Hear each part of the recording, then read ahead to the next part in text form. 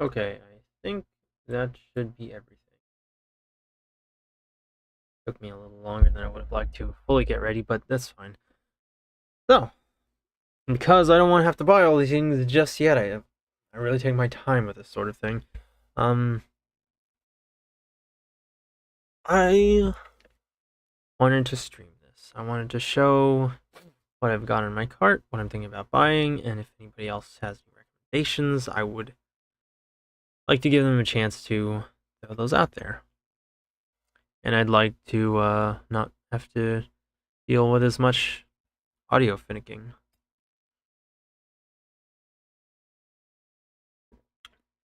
I've also got a lot of games on my card. Having to wait for them to install would be an issue. Then audio tweaking. Like, I didn't really have a game prepared, and admittedly I should have, but I was busy with stuff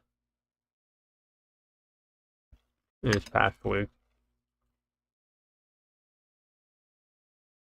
So as the title states, I hope there will be someone today. But as the title states, I'm just gonna be browsing the Steam catalog and seeing if there's anything that looks particularly interesting to me. Anything I might want to buy, anything I don't. Trim down the card, add things to it. It'd be nice if Mado was here, because I like to discuss some of the games he recommended, but if he can't show up, well, he just can't show up. Unrelated, but I never liked how illustrated magic effects kind of look like have this blobby look to them. And let me see, is my properties capture cursor? There we go. Not sure if that's showing up. I hope so. Okay, it's showing up. How they look kind of blobby. Because that's just it. It looks blobby. It doesn't look like magic to me. It looks like water or something. I've noticed comics tend to like doing that, and I don't. Weird. To me, at least, I'm used to the way video games show it. But anyway, without further ado, I think we're gonna start by looking through the cart, show off what I have, and then we're gonna look through some other things, see if there's anything I want to add to it, or just to showcase stuff that looks cool. So we've got shooters, this. I guess I should say good things about it, or else I'll look super duper mega bad if I do, but I don't. All I know is normies play it, and maybe sounds snooty, but when that's the case, then kind of how you lose me. I think Racer. I thought about playing this one, but as much as I badly want to watch it, I'm pretty confident I'll get copyright striked. Especially since like Disney owns this now.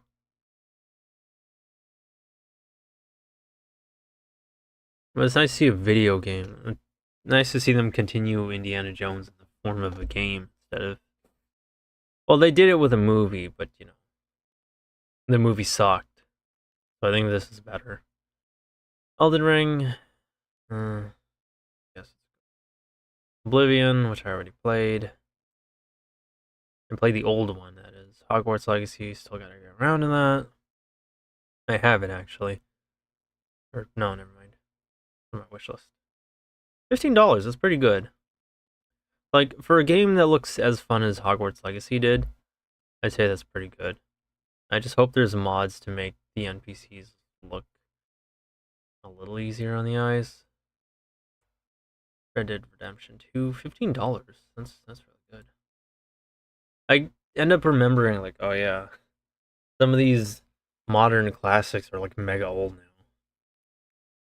They're like boomer. They're real boomer gaming. Space Marine, which is in my cart because a friend wants to play that. I'm not going to click any of these just yet because I want to go back to the first page of this, whatever it's called. The White Fang. A friend recently got into Warhammer. He has told me a lot of stuff about it. Sometimes he's like lore dumps. He's like really kind of shy about it. He's hesitant, like, oh no, I don't want to talk about it. No, I don't think you'll like it. No, I won't mind. It'll bother you. And I tell him like, okay, look, I know you tease me a lot when I talk about Sonic, but you've heard me talk about Sonic a lot, and you kind of let me. Like, you might as you've done that for me. I'm gonna do that for you, and I don't inherently hate Warhammer. I just hate the kind of people online that gotta be like tradcaths to an extreme degree and think, oh, anything that's nice and fun needs to die because heresy. Like, that's what I hate, not people who hate, not Warhammer itself. So I tell them, like, boy, just talk about Warhammer. I don't mind it. So we talk about Warhammer now. So it's in my cart. I'm gonna play this with him. I'm not really into Warhammer myself. No, I'll save it. I'm gonna for the cart section. Final Fantasy. I've heard this is like a retcon. I don't want to bother. Also, it's a JRPG. And I'm not a JRPG guy. Black Myth Wukong, you know, Dark Souls, but the one that Americans hate for some reason. American review companies, rather. Let's learn what they have guitars. Huh, that's cool. I don't think they could have guitars. My Breaking Bad streamer bait. Kingdom Coming and Busing. Farming Sim.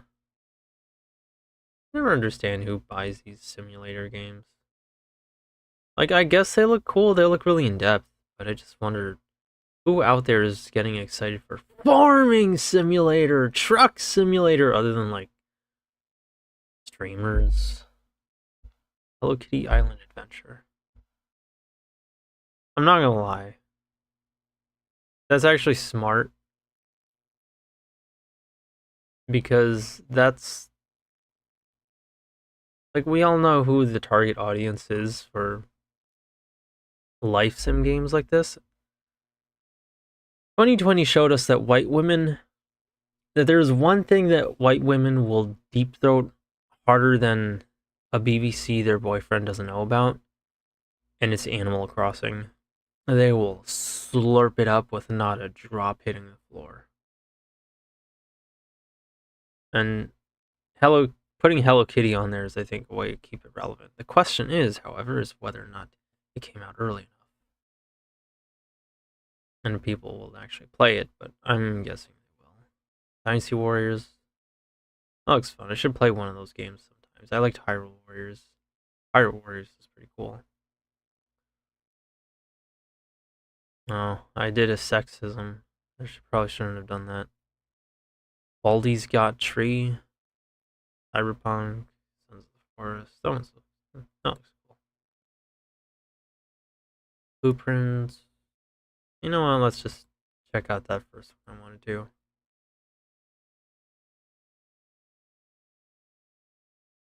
Drive Beyond Horizons. Because otherwise I'm going to get sidetracked, but I'm not really showing anything. Showcasing anything I should be, and yeah, it's an issue.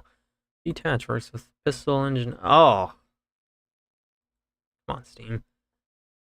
Any engine oil, 2.4 liter, 100% engine oil. If I'm clicking the image, I want to see it in a higher resolution. I don't want to all or nothing this. I want windowed mode to work. Maybe if I increase the resolution on Steam. Okay, rev up your engines and venture into the unknown with Drive Beyond Horizons. Conquer dynamic landscapes, customize your ride, and unearth the heck happened to you? Hidden treasures. Get ready for heart-pounding challenges and endless excitement. Your adventure starts now. Beautiful graphics here.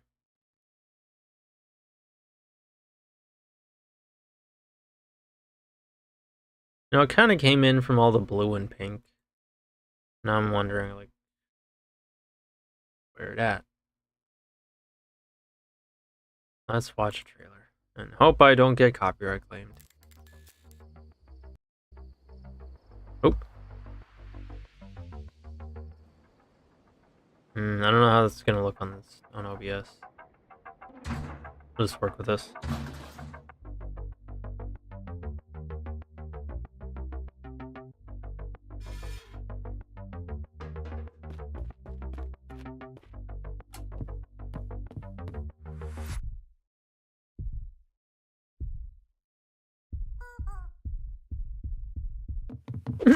Not detail.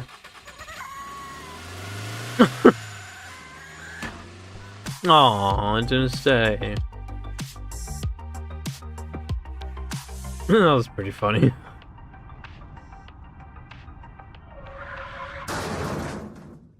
Oh shit, what was that? Is that one of them roadside ghosts?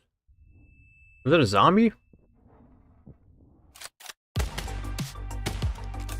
Oh, there's zombies in this game.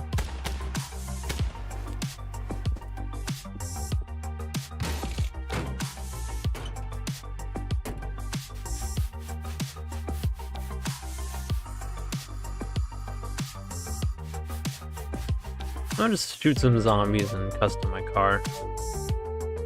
You know how it be. Must go.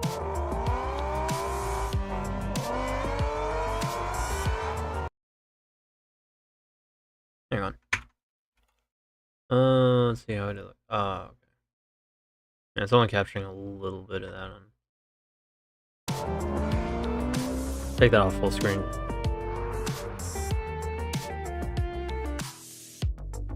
Oh, he's being followed.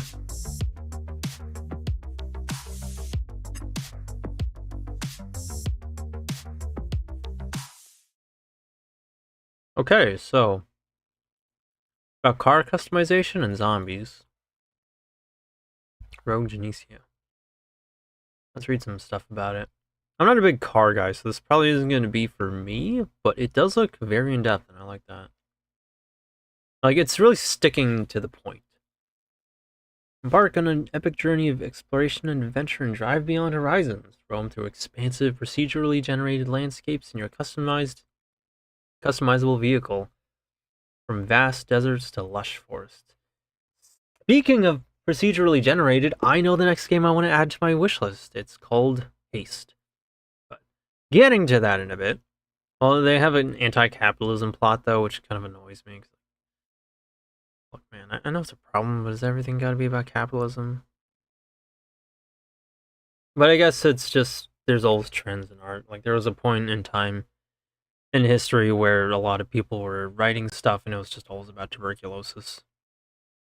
But anyway, embark on an epic journey of exploration and adventure and drive beyond horizons. Well, because tuberculosis was that big of a problem. Focus, Yu-nee.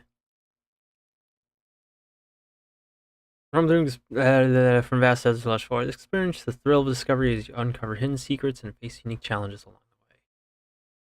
Are those bullets? With stunning visuals, dynamic weather, and a day-night cycle, immerse yourself in a realistic and immersive world, but beware of the dangers lurking in the wilderness. From treacherous terrain to unpredictable wildlife, every decision matters as you strive to push the limits of your vehicle and reach new horizons. Oh,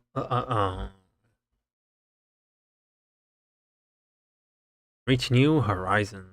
2025. Oh, shit. Oh, my goodness. Yo, chill.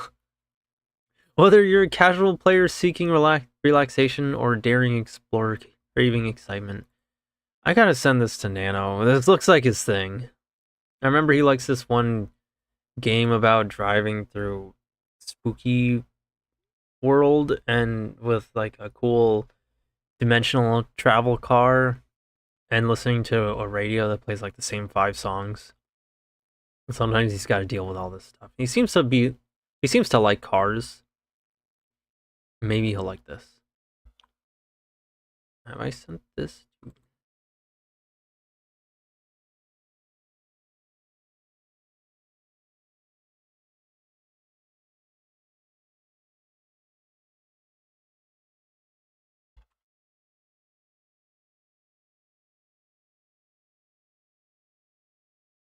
Invite him to the stream too. Drive Beyond Horizons offers endless possibilities for adventure. So buckle up and prepare to drive beyond the horizon 2025.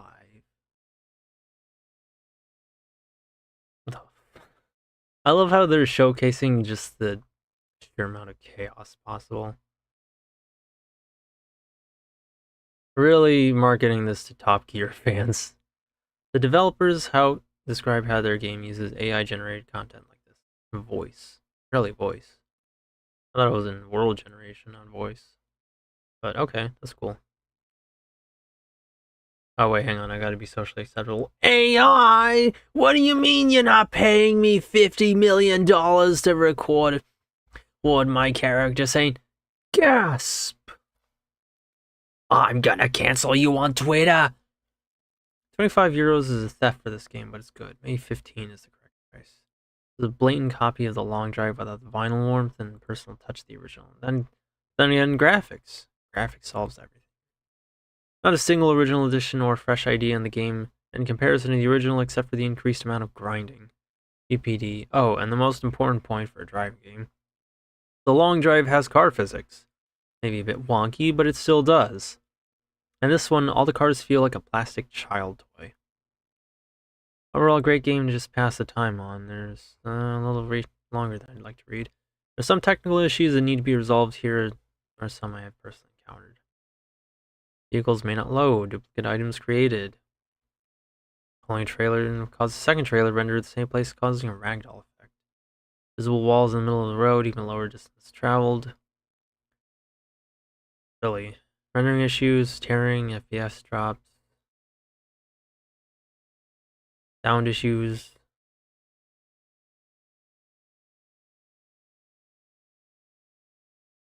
In-game lighting. The parts highlighter causing some yellows to look almost green. Really?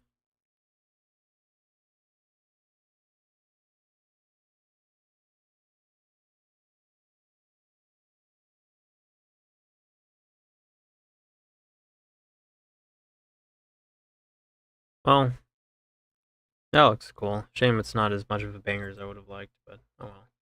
Now let's get on with the card, but well, to almost get on with the card, but before I do that,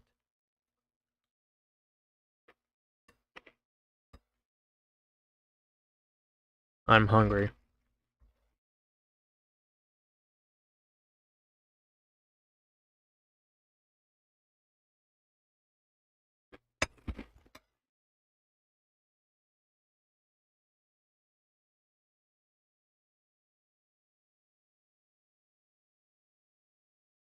So if I had it my way, showcasing justice and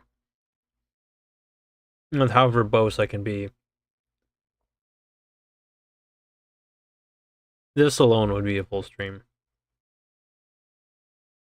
But we're gonna do it anyway, and I'm gonna try and keep it brief.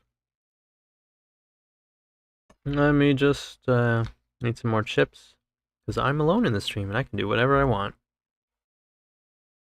Also, I'm drinking more of that sugar-free Dr. Pepper. It's not very good, but you know, it's cheap. It cost me like $1. Not like $1, $1.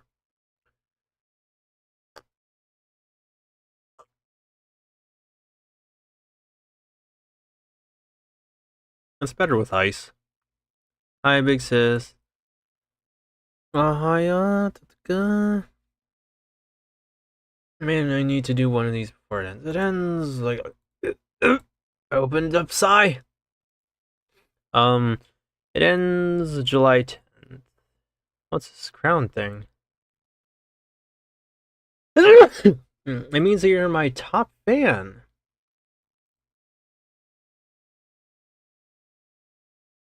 Yeah. What am I gonna do? I'm Yu-nee's top guy. I'm Yu-nee's top fan. Yeah, Yu-nee. I'll be there. You can rely on me. I'll do anything for you, man. For you, girl. But yeah, it means you're my top fan because you're the only one who bothers to watch my streams with any sort of consistency. Thank you. Here is the head pad because I tend to forget to add those. The hand tracking like you told me. I get busy, distracted, and uh kind of both really. I get distracted and busy with drawing and job stuff, and then when I remember, I get lazy because it looks daunting and I think it's gonna take me forever, so I should do it. Because I know those are just excuses. But yes, 5 days left, so it's time to think it over. What games are on your cart? These. Oh wait, so not showing on obvious. Okay, so showing on obvious. We have Victory Heat Rally, Capture, Dark Dreams Don't Die, Didium Edition, Warhammer 40k, Space Marine 2, Psychopomp Simulator, Yasuke Simulator, not to be confused with Assassin's Creed. Shadow the Hedgehog, I think it's called. Late Homework, which is an interesting one.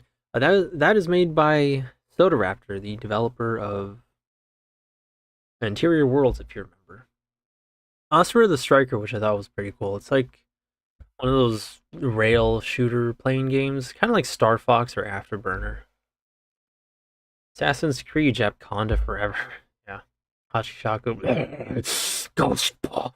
Anyway, Gary's Mod, Play Status, Yik Postmodern RPG, which I heard is good now, thankfully. At least the story is good. So I'm happy to hear that, because I don't know why this main character guy's off to the side. But anyway, yeah, the game's good now, which makes me happy to hear. I don't know. I think people ripped into the game too hard when it came out. Like, it wasn't good, sure, but interactingly, it was literally the worst thing ever. That's if you think Yik was the worst game ever, you watched a YouTuber who said so. Because ain't no way that's the worst game ever. I've seen bad games. Why is Fart Hammer on the list? It seems very expensive. I said this earlier in the stream. That's because a friend wants to play it. He's asked other people if they want to play with him, and they've kind of ghosted him or been unreliable about it. So, I've decided to play with him because, I've listened to him talk about Warhammer since he's gotten into it recently. Yeah, it's a friend game. I wouldn't call it friend slop. Like, it's actually really, really, really fun. I've heard it plays like, let me switch my audio around a little bit. I've heard it plays like an older kind of game. Like, oh, I don't know, a PS2 era game, which is good. Like, its controls are simple and pretty intuitive. It's kind of like, how should I say it? Like the newer Doom games, but I think simpler than that. And I'm happy about that. I think games should be simpler a little instead of giving you like all this stuff, but like when the more stuff you add, the more stuff can go wrong. Friend Pill visit Maxer. Yes, I was visiting my friend the other day, right? And Professor Pill visiting Maxer. What? Friend Pill, friend slop. This crown is really annoying, actually. YouTube, stop trying to be like Twitch. I don't know. Take it off. Let me see. There's not an option to take it off. I'm sorry. That means you must bear the weight of your new crown. Such is your punishment for being a loyal fan. Perhaps one of my very few fans. The only one who appears in my streams. Perhaps even an only fan? I feel like I'm wearing a dunce cap. You're not. It's a good cap. It's a crown. It's one of your only. Yeah, you got the pun. You're not. It's a good crown. Get that misbehaving African American lady off of this aircraft. She has impacted me in my abdominal region with her knee. I'm going to say a slur. Sir, you cannot say that slur. Wakandan! Anyway, Super Sammy roll. Right. Gigabash. which is basically just kaijus fighting. I wouldn't say it's quite like the Godzilla fighting games because it controls a little differently. Looks a lot different. We'll see. As we go down this, I'm gonna try and be brief about it because I know I can get a little verbose. Super Sammy Roll because I like 3D platformers, and Tenioha Fitamami, which is like a mommy office lady game except she teases you a lot. And this one's just so that I can actually see the battery level on my Steam controller. So starting at the top of the list, Victory Heat Rally.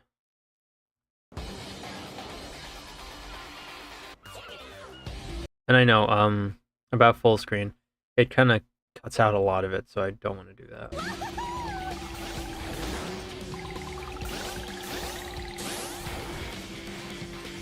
This is Sally from BHN. You're gonna need an energy pretzel to keep up with all this excitement.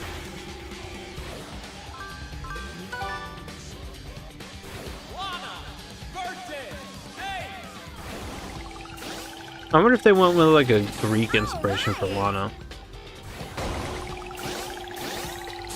Given the spirals in her braids. Holy smokes! That was awesome!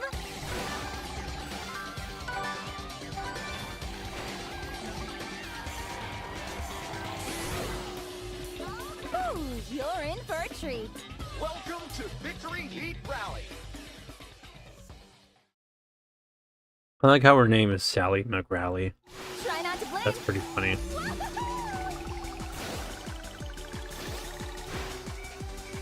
Oh, let me know if you need the audio to... Cowabunga! If you need the audio raised.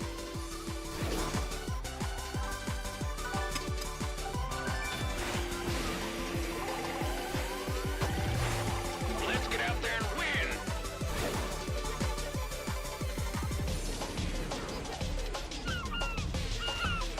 You're gonna need an energy pretzel to keep up with all this excitement. All right! Holy smokes! That was awesome!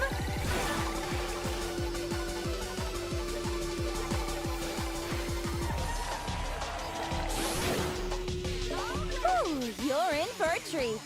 Welcome to Victory Heat Rally. Is that why you wanted me to get it? So I could play it with you? If that was the case, I'd rather you just told me that from the start.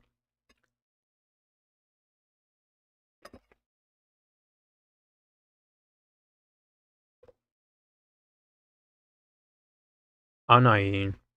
Hey, she's kind of fine though. She got that hair over one eye style. I fall with that. No, but now that I know it got multiplayer, I might get it too. You should stream it. Okay, I'm gonna be real. I'm hesitant on this one. Like, it looks good. It looks really, really good. Welcome to VHR. Unlock the secrets of speed in this turbocharged Neo super scaling arcade racing experience. Dominate the track and drift your way to the finish line on the road to becoming the VHRC champion. Collab? I'll think about it. Like, I'll play with you. It's just, you know, I'm not a collab guy. There's a reason I haven't done a collab since in like a year or two. Totally pro DEI messaging. But I'm probably diverse and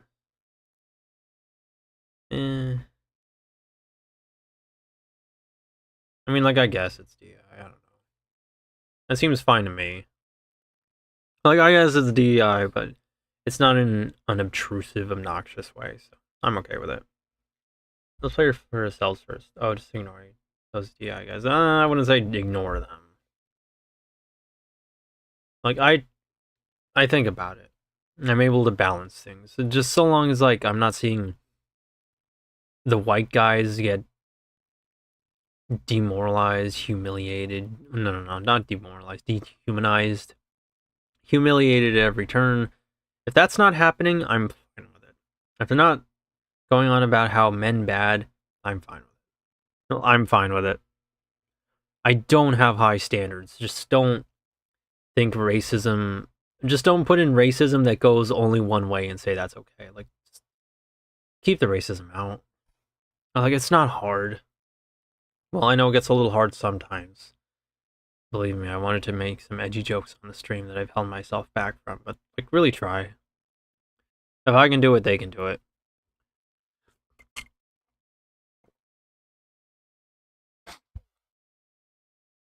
Treat them with a grain of salt. Absolutely. I would take their advice on AAAs, but ignore them on indies. Absolutely.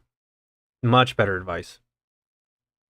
Because in AAAs, that's where they want to get annoying about it and beat you over the face with it. On indies, indies are much calmer about these things. Because they know BlackRock isn't even going to notice them. And they're not as obnoxious, possibly. Not as present in indies as some would have you believe. What a relief. We're gonna read this stuff, and then I'm gonna give my thoughts on the game. Blossom Tales, Human Turf, Golf Journey.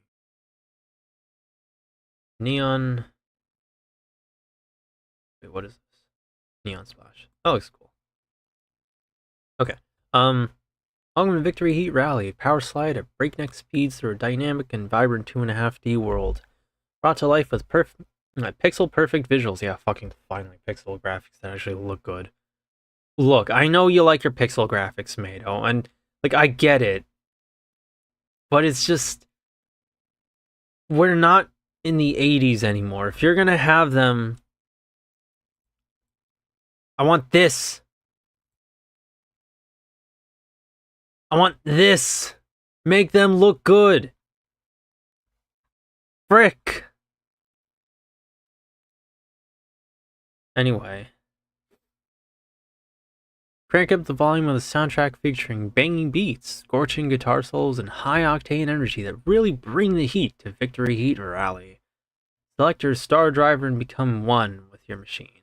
Challenge yourself and friends turned rivals across a variety of game modes. Experience the high-speed action and non-stop drifting thrills either solo or in up to 4-player split screen. Features. Select your superstar. Superstars? With 12 superstar drivers and their machines to choose from, who will you blaze a path to victory with? But for the sake of staying focused, I'll get to your messages in a bit. I have a bad habit of getting distracted, so I don't want to let myself do that too much. Solo or against friends? Go for the golden, the extensive single-player championship.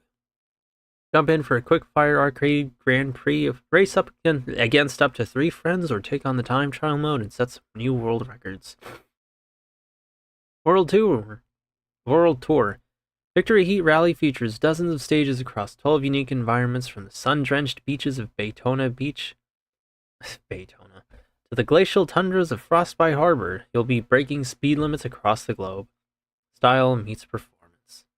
Express your personal style with exchangeable performance parts and paint jobs. Assemble a ride that feels your own. Okay, it doesn't look like the paint affects the actual stats, so that's good. Because I hate it when, like, you get car parts that you can use that look really cool, but turning your car red maxes out the speed and just gives you dog water acceleration. And then, like, choosing the green paint gives you all the acceleration possible, but dog water speed, and, like, it's kind of annoying. Like, man, let me really customize it. A sequel to Demon Turf? It seems so. It's not as present in indies as some would have you believe. That's a relief. Yeah, that's a relief. Yeah, we get it, but those look like good pixels. Yes, which is what I've been saying. Oh, Evil Lady. Look, someone up your alley. But yeah, like, that's all I ask for. Good pixels. Just have the pixels look good. Friggin', oh my goodness. Finally. Anyway,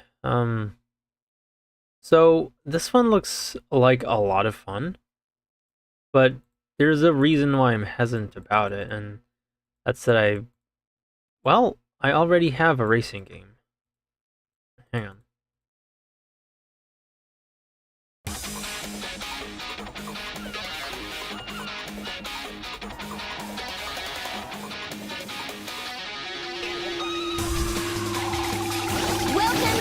the VHRC. Cowabunga! Easy left.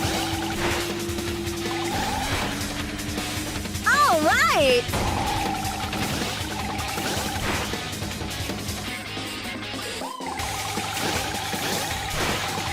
Holy smokes!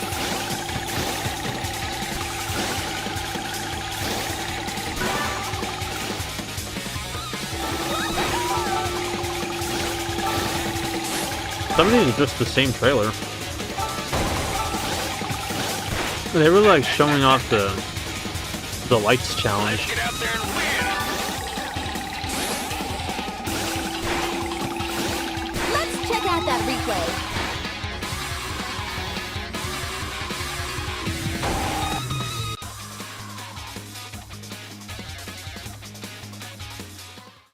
They dared to show cleavage on McRally. That's crazy.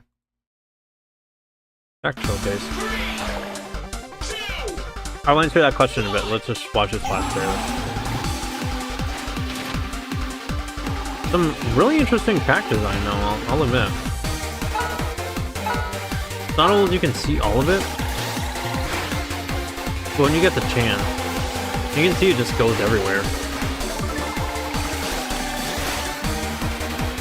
Lavender floor. Really liking the soundtrack so far.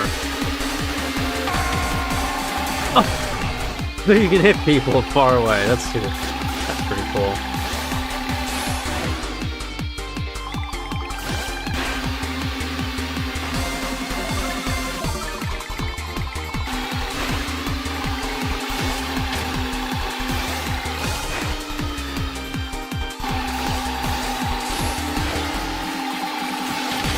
Welcome to Victory Heat Rally. Oh, they changed the art style since then. That's interesting. Okay, so the other racing game that you asked about was the one I streamed not long ago. Sonic and All-Stars Racing. It's like, here's my thing with kart racers. This is one of the few I can't use a food analogy for. I don't chew through them and like move on from one to another. Okay, fun track design. I'll follow with it. I don't chew through them and move on from one to another. I find one that I like, and if it's good, I play it for a really, really, really long time. I'm talking years. Because they just have that much replayability. And if they have online, then I'm probably definitely going to play forever. I'm weird with kart racers in the sense that I've probably played like 5 or less. The ones I fixated on, I can count them on my hand. I think like 3. Mario Kart Wii, Mario Kart 8, and Sonic and All-Stars Racing Transformed. The reason there's so few, despite, if you remember how excited I was with the game last time, is that because if I like it, again, I'm going to play it a long time. I've actually played these games for years. 3 games and a decade of playing them. I get fixated on them. They're just that replayable for me. So I'll have to think about this one. It looks good. And for $14, it's not bad. That's a pretty good price. Like heck, even the default price is only $20. That's pretty good. It's just, there's another thing to take into consideration, and that's in a couple months. Yeah, I can probably finish this game. But in a couple of months, I can, I'll be playing Crossworlds, and that's the big one I'm looking forward to. And that's the next kart racer I'm going to get hyper fixated on. So, I don't want to pick up Victory Heat Rally, knowing I'm probably just going to drop it really soon. Because, again, it looks good. It's just, There are other games that I prioritize a little more. So I'll have to really think about this one. I'm not sure. Though there is a lot of things I'm to talk about why I think it's good. The characters already look pretty good. The track design looks kind of fun. A lot of wide roads I've noticed, but sharp turns for you to really get liberal with the drifts on. Like, and it requires a lot of drifting on your part. Anna, you looking fine? Oh my goodness. It requires a lot of drifting on your part, and it seems like what makes the difference between a good racer and a bad racer is who's like really hugging those corners, really hugging those turns to make them as sharp as possible and stay as close to the center of the track as they can.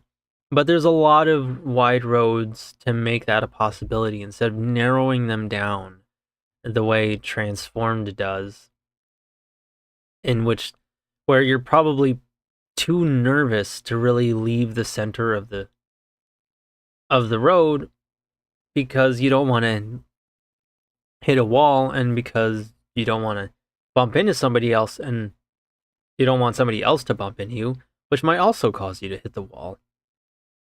Because hitting the wall is what really slows you down. And let me rewrite my thoughts because I'm losing my train of thought here, and I will get to you in a bit. So when the road is narrow, there's a lot of risk and reward, and in a game where people can just cut your speed in half, if not stop you entirely, and that risk feels like way too big of a risk to take. And it looks like here the roads are very, very wide, especially for these small little cars. And I also like the size of the cars. It makes you feel like, not only is your car going faster, but it has more movement. Nothing feels discouraging. You're not worried about the width, the overall length of the vehicle working against you to just grind against one of these rails. But the width of the road, I think, really helps because it helps you make more of a decision on which path you want to take. You want to take the inside or the outside? You want to take the harder one or the safer one? And it leaves it up to individual skill without having you worry as much about whether or not you'll bump into things. Now, granted, most people will probably hug this as tightly as they can, but if you can't, and maybe you swerve outwards a little, it's not the end of the world because you still have more road before you hit the rail. So I think the track design is really smart. I think it's really good. And again, the size of the cars, they look very cute, but they look very beneficial towards the player as well. When you drive a longer car, it does make you feel like drifting is going to be a bit of a problem. Sure, it makes you look cool, but it makes you wonder, like, oh, is my bumper going to grind against the rail? Like, and that doesn't look like it's as much of a problem here. It's kind of why I've enjoyed playing as Metal Sonic or Amigo over Ages in Transform, because Ages seems to, or better example, Knights. Because Knights has like a smaller car, same with Amigo. So it feels like there's not as much of a risk as there is with, say, Ages or Metal Sonic. The art style looks really cool. I've mentioned earlier. The pixels actually look good. The characters look like they're what they're supposed to. It doesn't look like an excuse to use budgeted, underwhelming graphics. They look just plain outdated. No. There's a difference between outdated and classic, and I think this is classic because this is classic entering the modern era. Now you still know what these characters look like. So that's something I'm excited about. So I'll think about it, because like I said, I'm not saying that just to soothe your feelings. I mean, I would say that anyway, but I'm not saying that just to make you feel better. I do mean it that I think this game looks really good.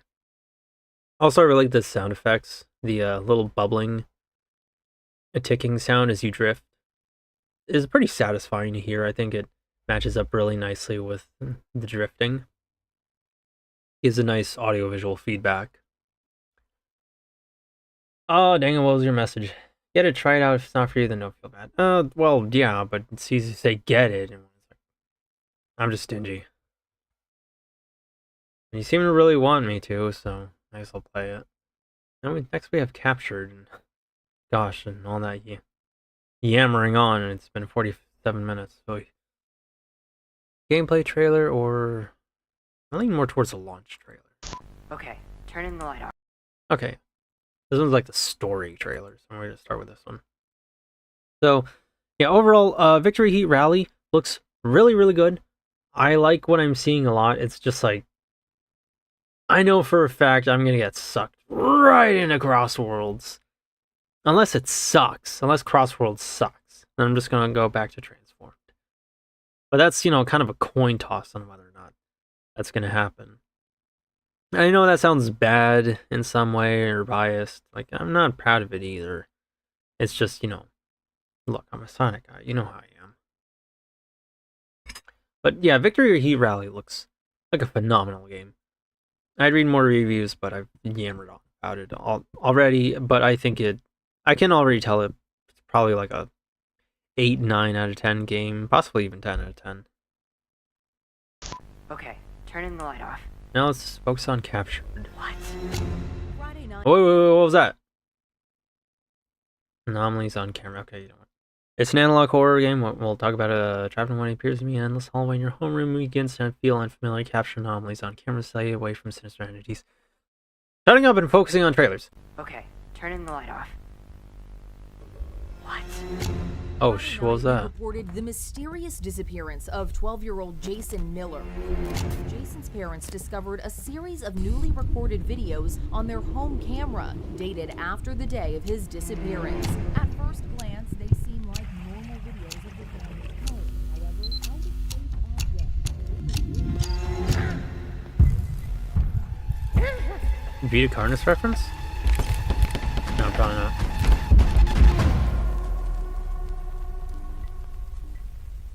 Okay. That sent a few chills. First off, I really liked what they did with the news report. That actually sounds like a news reporter I've heard, like, many a time.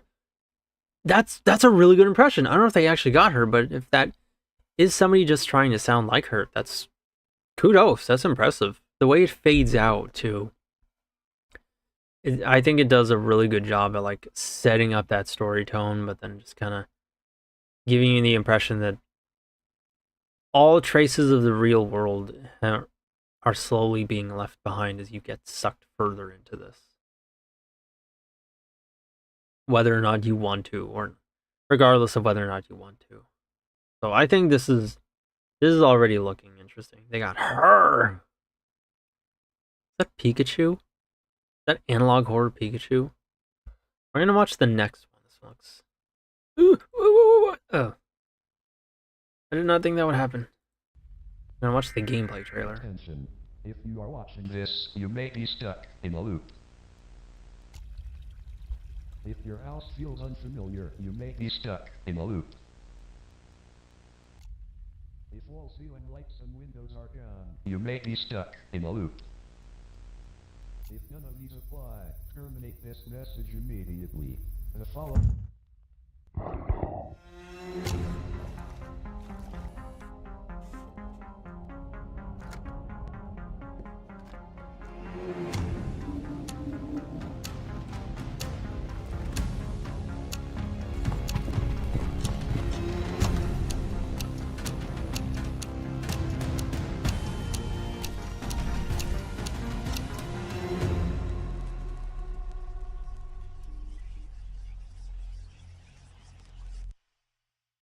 Okay, that whispering really got me. Like, bro, get these people on a movie. This is so good. Okay, so that one's gonna stay in there. We've been pretty fire with the recommendations. GI detected, not recommended. Too black. Too black, too strong even? Sonic Rush? Oh, she, what the, oh, she. 9 tentacles. I still gotta draw Mate of Voidborn, like I said I was gonna do. Because I think it'd be interesting if I just really lean into that idea of like teeth, mouths, and tentacles. So I'm gonna drink a bit of soda first.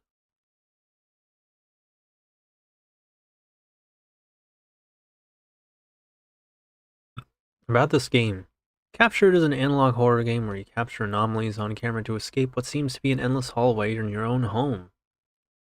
Investigate mysterious phenomena, survive frightening entities, and reach the end of the hallway. Trapped in a loop. Explore a procedural generated endless hallway. Oh, there's that term again. Hallway filled with unusual phenomena and ever-changing rooms. Caught in a never-ending loop, leaving the house only leads you right back into the same hallway. Plunged in complete darkness, room after room, your once familiar home feels increasingly alien. Capture anomalies. Break the loop by exercising your memory skills. Oh, okay, that's how we know I can't complete this. Use your camera to zoom in on suspicious changes and select their anomaly type. Missing or incorrectly identifying any unusual phenomena within a loop will wipe your camera's memory. Correctly capture 13 anomalies to escape.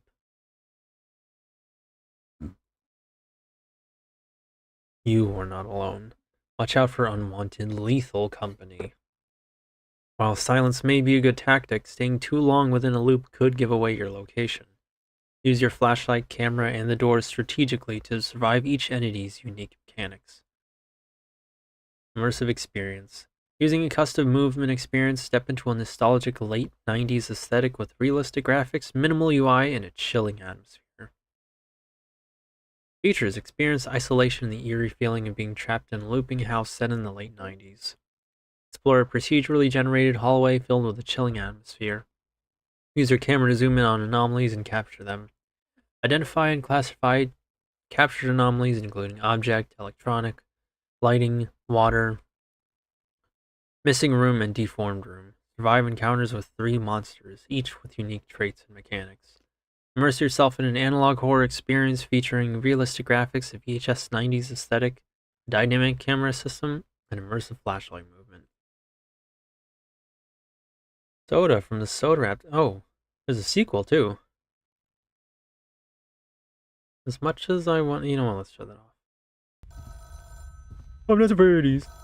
Are trapped in an apartment with ever-changing rooms, capture anomalies on camera, survive deadly entities, and escape an endless nightmare. Oh, shit. Okay, I got jump scared. Happy birthday, kiddo. It's been so long. I wonder if I would even recognize your voice.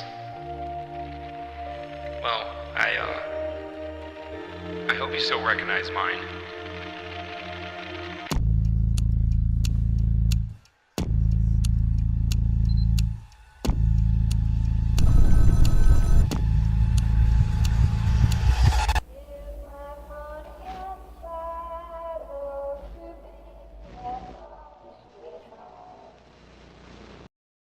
Okay, so we have more of a personal story here. That's interesting. Father probably trying to reunite with their kids. I like the sound of that. Schoolrooms. Got a lot of liminal space and inspiration. FNAF Hey, yo?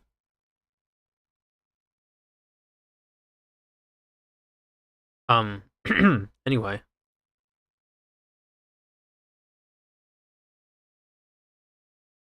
Hey, yo? I like this one. This one's really creepy. Especially the eyes in the back. Well, the balloons that make it look like eyes, but in a very subtle manner. Water slides!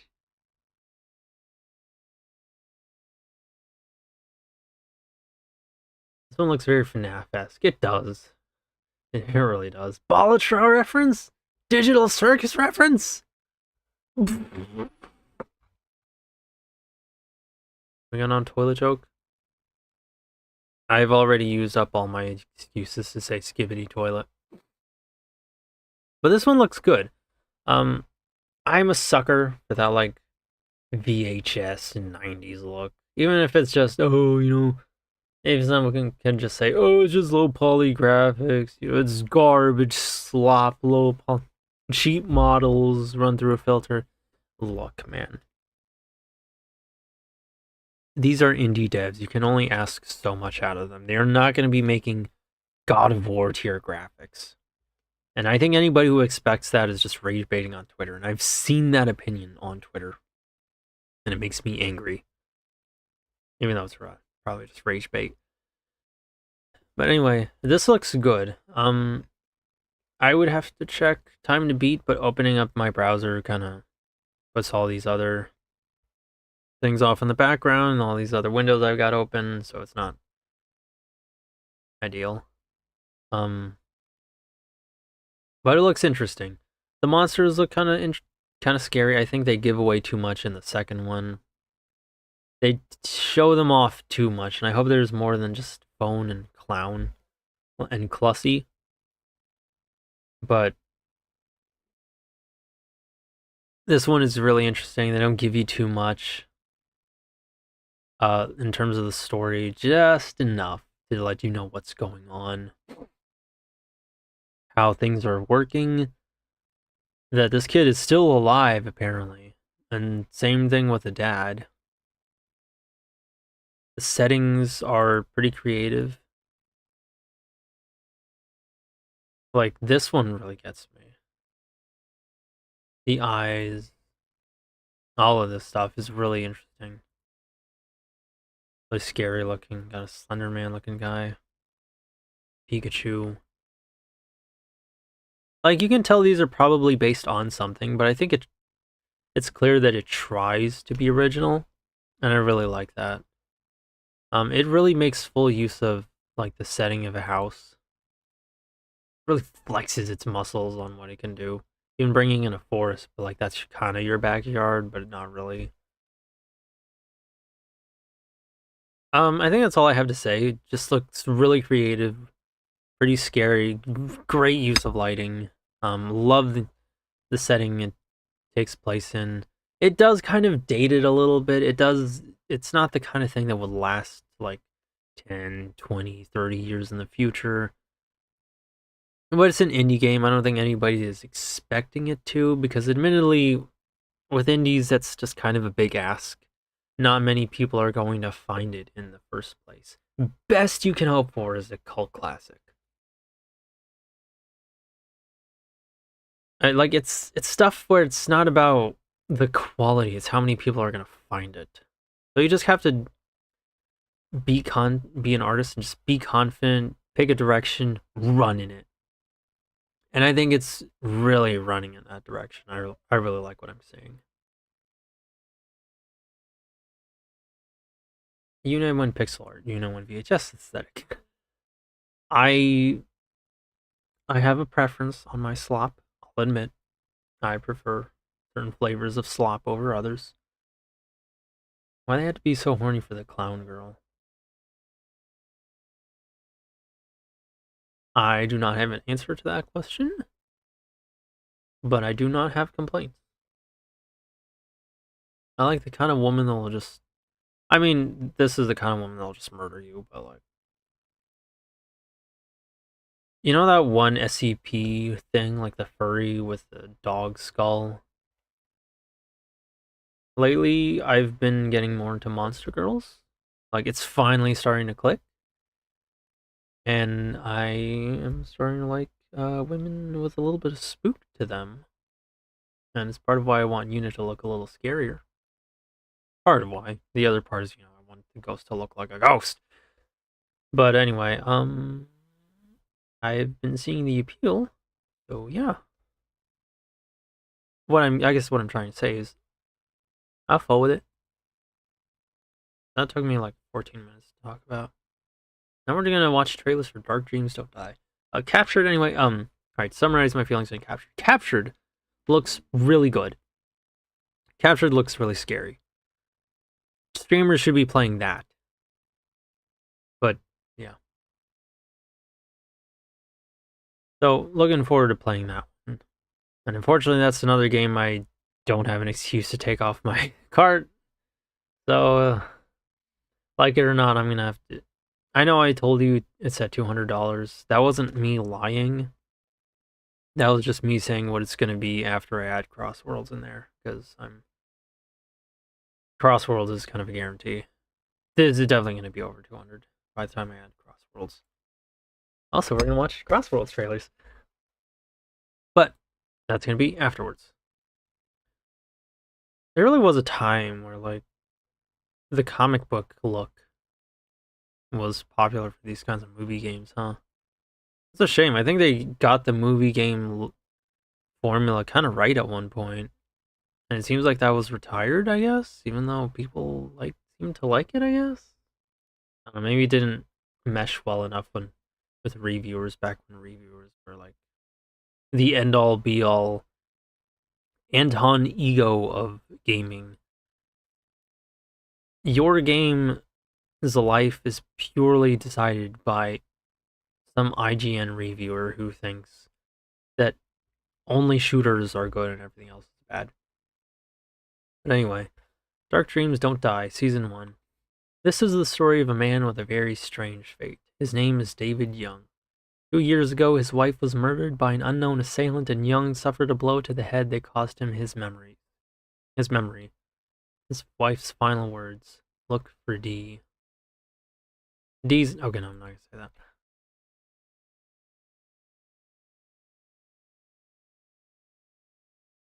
Diversity jump scare. Yeah, and then, like, around this screenshot is where you start to figure out things get a little goofy.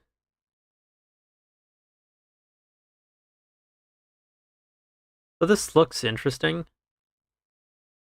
And apparently it's only 4 hours if you just play through the main story. Giga Brad. That's his name, right?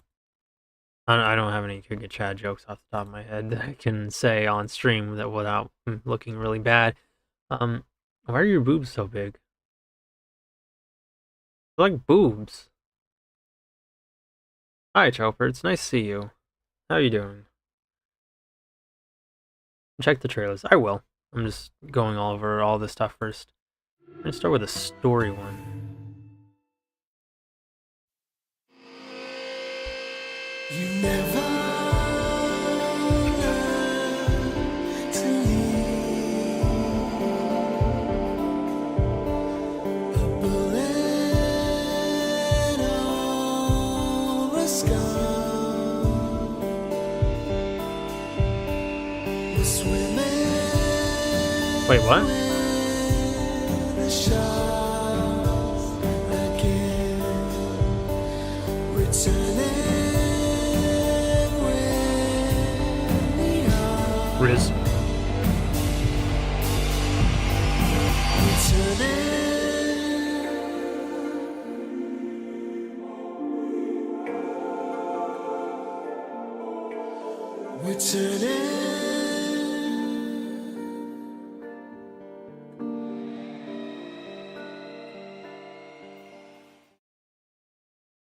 There's a bit of an edge to this trailer that I like. It really gives you that feeling of mystery. There's a message from Chopper. Do you not see it? I guess it's not showing up on chat. Wrong one.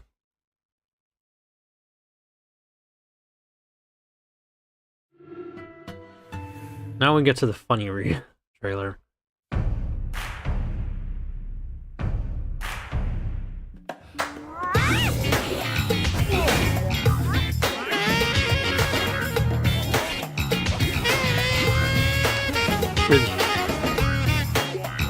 Riz.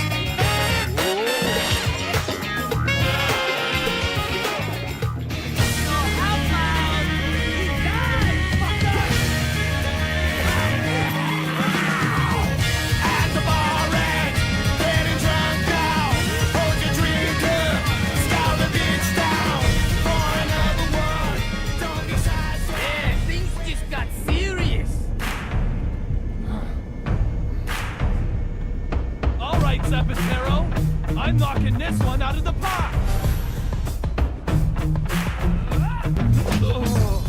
He's always got gum. It's so funny.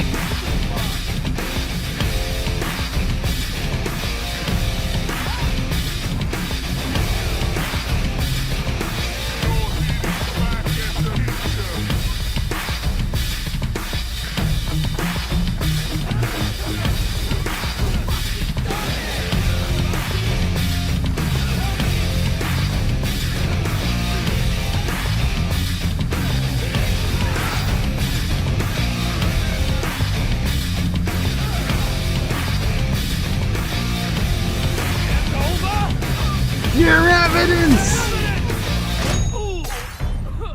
Oops.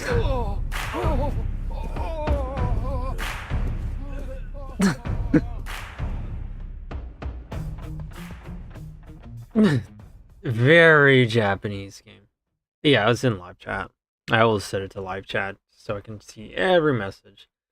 And I won't lie, it's kind of a shame I get the occasional message from somebody who feels the need to say something, but like doesn't even stick around. Like, why'd you even type then? But it happens. It looks like a very Japanese game, and I kind of follow that. I'm not sure, like, is this Japanese? It has that American style to it, top to bottom, but like, ain't no way they didn't get a Japanese person writing this kind of story.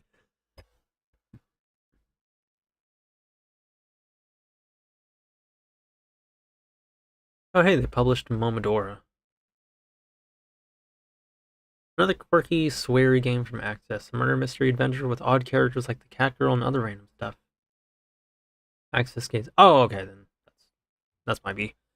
The Jimquisition. Oh. Aren't I supposed to hate that guy? This is the story of a man with a very strange fate. The answer to the murder lies in the past. His name is David Young, formerly with the Boston PD Narcotics Unit, now a private detective. He possesses the supernatural ability to dive into the world of the past by touching left-behind items called mementos. 2 years ago, Young's wife was killed by an unknown assailant, and Young suffered a blow to the head that cost him his memory. His wife's final words, look for D. Dark dreams don't die. A new mystery adventure game from Swery, the mind behind Deadly Premonition. Ooh! Behind Deadly Premonition, which I still want to play someday. This unsettling tale unfolds through a series of episodes as a hero pursues his wife's murder and dives into the past. Season 1 includes the prologue, Episode 1 and 2. Enter the crazy world of D4. Meet its cast of quirky characters and watch as the gripping tale unfolds. Game features a very unpredictable story, numerous weird and eccentric characters, a brand new game experience with immersive controls adapted to keyboard and mouse, clues scattered about the world to help you find your mark. Use your special abilities to find hints and open the way forward when you're stuck. Collect credits to buy clothing and beards. Dress David up however you like. Mature content description. The developers describe content like this. This game may contain content not appropriate for all ages or may not be appropriate for viewing at work. General mature content. Viewing at work. Well, this looks like a fun game. I'm happy to know that's short, but I'm also sad to know that it was, as mentioned previously between you and me, 7 days to end with you. That looks interesting, but we gotta stay focused. Oh hey, this is an Elf Girl game. Record of Lodos. Oh wait, I think you played this one, didn't you? Record of Lodos War Wonder Labyrinth. Anyway, in case you want elf gaming, there's Elf Propaganda Gaming. Yeah, it was officially abandoned. Yeah, I beat it. Oh, okay, cool. There's not going to be a second season. Season 1 only consists of 2 episodes. That makes about 4 hours of content. These 4 hours, oh boy. The density of personality is downright crazy. It's the Japanese culture sugar rush shock fever dream on crack. Sure, you might say it is a far cry from a coherent experience, maybe wacky just for the sake of it. It's blatantly juvenile, ham-fisted, and excessive. But dang. You just gotta love it. It is a shame it was never finished. It really breaks my heart. I want to live in a parallel world where this game is successful and we got another season. The game is genuinely fantastic. One of, if not the best adventure game I've ever played, but it's unrecommendable since it's been 10 years and no sign of a revival on the horizon. I love this game a lot, but don't buy it expecting closure ever. That's kind of what gets me. Like, it's not uncommon for people to say, "Oh, we never got a sequel. Oh, it left on a cliffhanger. Oh, this and that." It happens with a lot of series, and I mean, there's one I already have seen temptations to get into, but never did, and it's Archie Sonic. I don't know if it ended with closure or not, but it's I always felt it's a disservice to get yourself into a story that looks cool, looks fun, and is just as good as people say it is. Like, they deep throat it. They will practically deep throat it. Get they throats stretched, sore, snap they chokers, the whole thing. But then they say, "Oh, but it never ended." Like, well, do I want that? Do I want to get into something but not have closure? Because that's kind of the one. An ending, I mean, in a story, once your story is good, the rest of it has to be good. It has to be consistent. And if the ending is bad, well, then that kind of feels like I wouldn't say ruins the whole story, but for a lot of people, it certainly can, and it just ends on a bad note. It's better to have a bad beginning. If you ask me, I think it's better to have a bad beginning of a story that turns into a good one and ends off on a really high note than to have a really great story than one that ends poorly. And it's something that I had a problem with in Frontiers back before the Final Horizon update. But an even worse version of that is just to not have an ending at all. And while it doesn't ruin everything, it does kind of really sour the experience and just leaves you thinking a lot of the time, man, wasn't that a cool game? Sure would be nice if it got an ending. And that's why I'm hesitant on this game. It looks like fun. It really sticks to the comic style. Like, yeah, you can still tell these are 3D models, but you can see that style in it. The boldness and thickness of the lines in certain spots. Yeah, it's mainly in the lines, the shading. The story looks like a ton of fun. I don't know why they played Irish guy when you're fighting a Latino, but either way, you can beat up a Latino, so there's that. Like, it looks like a great game. Think controls. It's difficult for me to say much on, like, prompts. I've never really played many games with a lot of QTEs, like story games with QTEs and such, but it all looks really fun. I think the prompts would be okay. But to know that it doesn't have an ending is like, that's a thick filter to pass through. Almost 100%ed it, but the bow section was too hard. It's not on sale, so I would understand if you skipped it. Yeah, I'm thinking I might. And to be honest, if it's not on sale during the summer Steam sale, I don't know if it's ever going to be on sale. Granted, it doesn't have to be. It's only $15. But I don't know, man. For a game without an ending, to tell me you're going to give me an incomplete experience is makes those $15 feel pretty hefty. I know it sounds like I'm laser focusing on it and not focusing on the rest enough. That's not what I want to do. Like, I do mean it when I say it all looks like fun, but it's just that ending is something you're going to be focusing a lot afterwards. Every time you think about it, oh, wasn't that a game? That's probably going to be one of your thoughts. Sure, it'd be cool if it had an ending. Well, we'll talk about Gore Slammer real quick. I'll try to be quick on this, because I know you and I don't really have good associations and experiences with Warhammer. Like, we haven't really looked at Warhammer much, nor have we been given an incentive to do so, because whenever we did see anything related to Warhammer, it was like some Anon who's really mad about, I don't know, monster girls, and it's like, oh, my heresy. Sir, this is a whole store thread. Post cow tits for Get Out. The launch trailer, siege update. Let's watch the launch trailer. Gee, I detected recommended. You can beat up Latino. Maybe I shouldn't have said that. I was a little racist. Oh, I'm seeing your message in chat, but is it not showing up for you? That might be the case. So right. Dark Dreams Don't Die. I don't know if I want to keep up this whole like rating thing games I haven't played, but it looks good. Like look, I'm generally gonna range anywhere between like a 6 to 9 because I'm not hard to please when it comes to games. Keep it fun, keep the story interesting.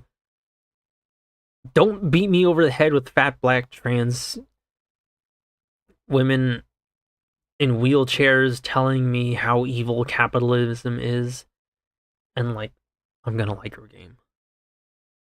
I wanted you to read out for going to party. Oh, okay. So anyway, Dark Dreams Don't Die. Like, I'd say 7 out of 10. Like, 9 out of 10, probably, for the experience that you have there. 10 out of 10, I don't know, whatever. The main guy looks cool, like, he's filled with Riz. He catches a cup around his finger, courts a lady that was thrown at him, and gently escorts her into a seat like a gentleman in the middle of a fight.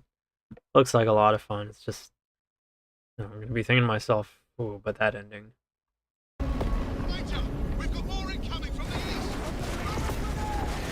Now let's watch Fart Grabber. Oh, these things look cool.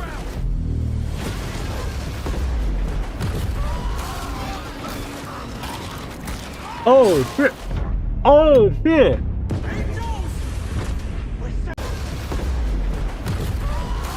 Oh shit! These things is violent.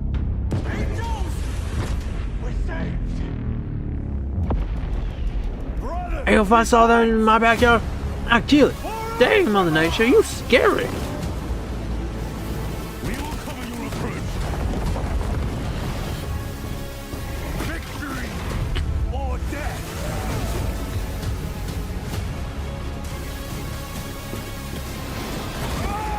Suffer the wrath of Ultramar. Hey, there's a Warhammer on Warhammer.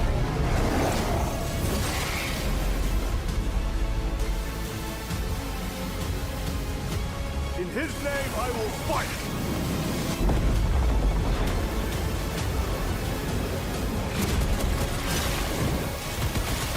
Oh, you're gonna turn into a ghost? If we die with vengeance on our lips.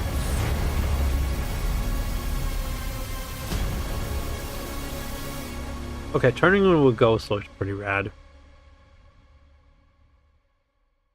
Well, that looks like fun.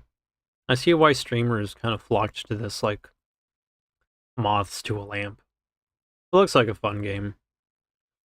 Tyranid Dragon. Well, I'd rather see a gameplay trailer, but gameplay overview. There it is. I need to call multiplayer gameplay. Then a gameplay trailer. Let's watch that one. No, let's watch. I gotta keep things short. Looks mid as hell. I mean, I guess, but we'll see the gameplay. A generic shooter slop. Welcome to Space Marine 2. I don't know, man. I think that's a bit harsh. I played it. It was pretty fun. Franchise.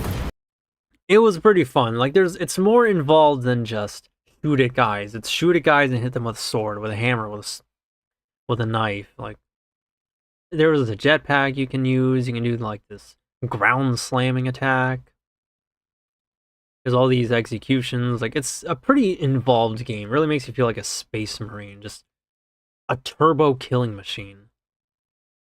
I'd say it was fun. It has a direction it wants to do. It wants to run in, and it runs in that. Brought to you by Saber Interactive and Focus Entertainment. I'm Oliver Hollis-Like, creative director on the project. And today I'm going to take you on a tour of the game's story, game modes, progression, and a whole lot more. giving you a taste of what's to come when the game releases on September 9th.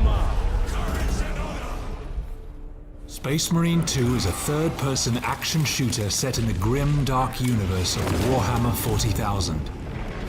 The game's campaign mode allows you to experience this epic story either solo or with up to 3 players in co-op.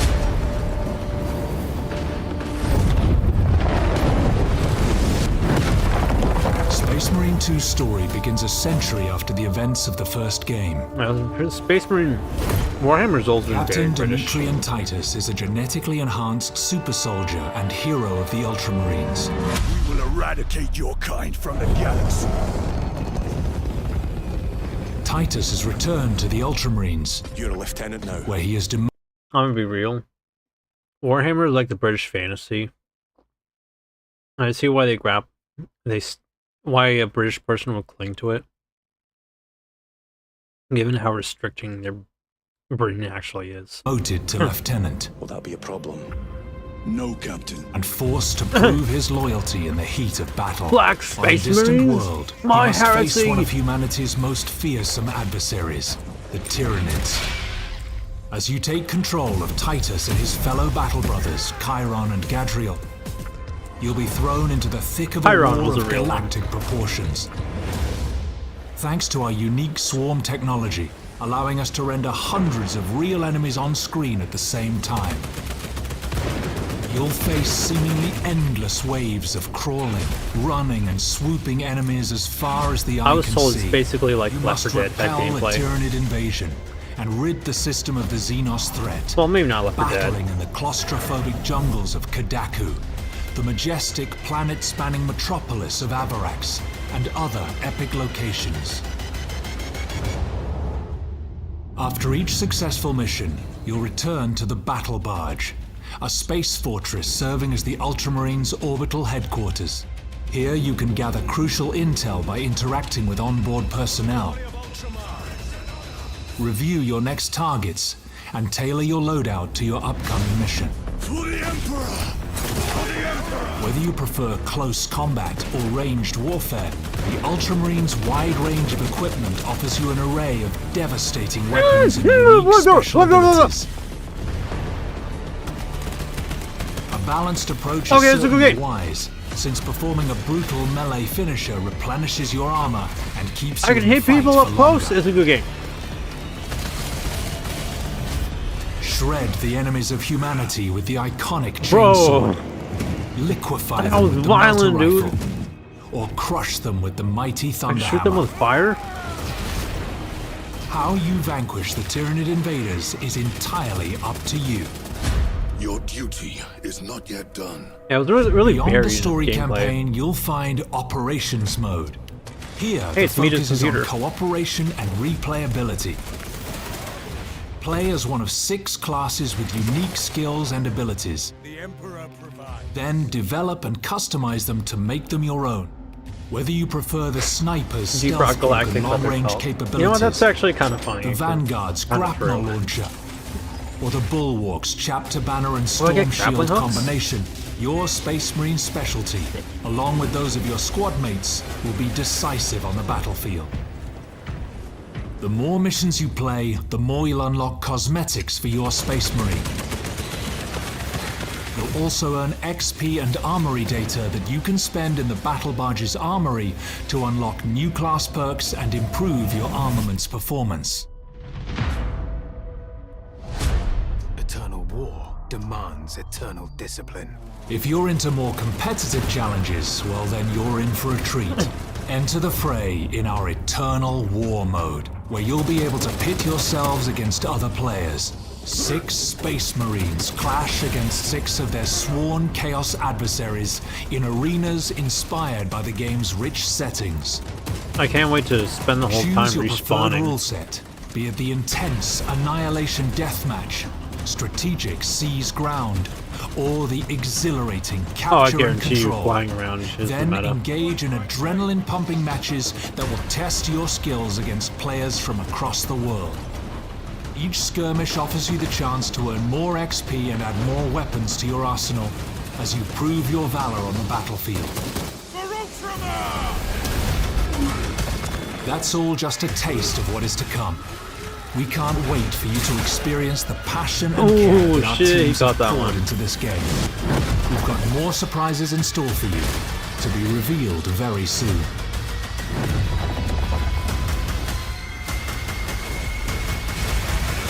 In his name, I will fight! For the Emperor!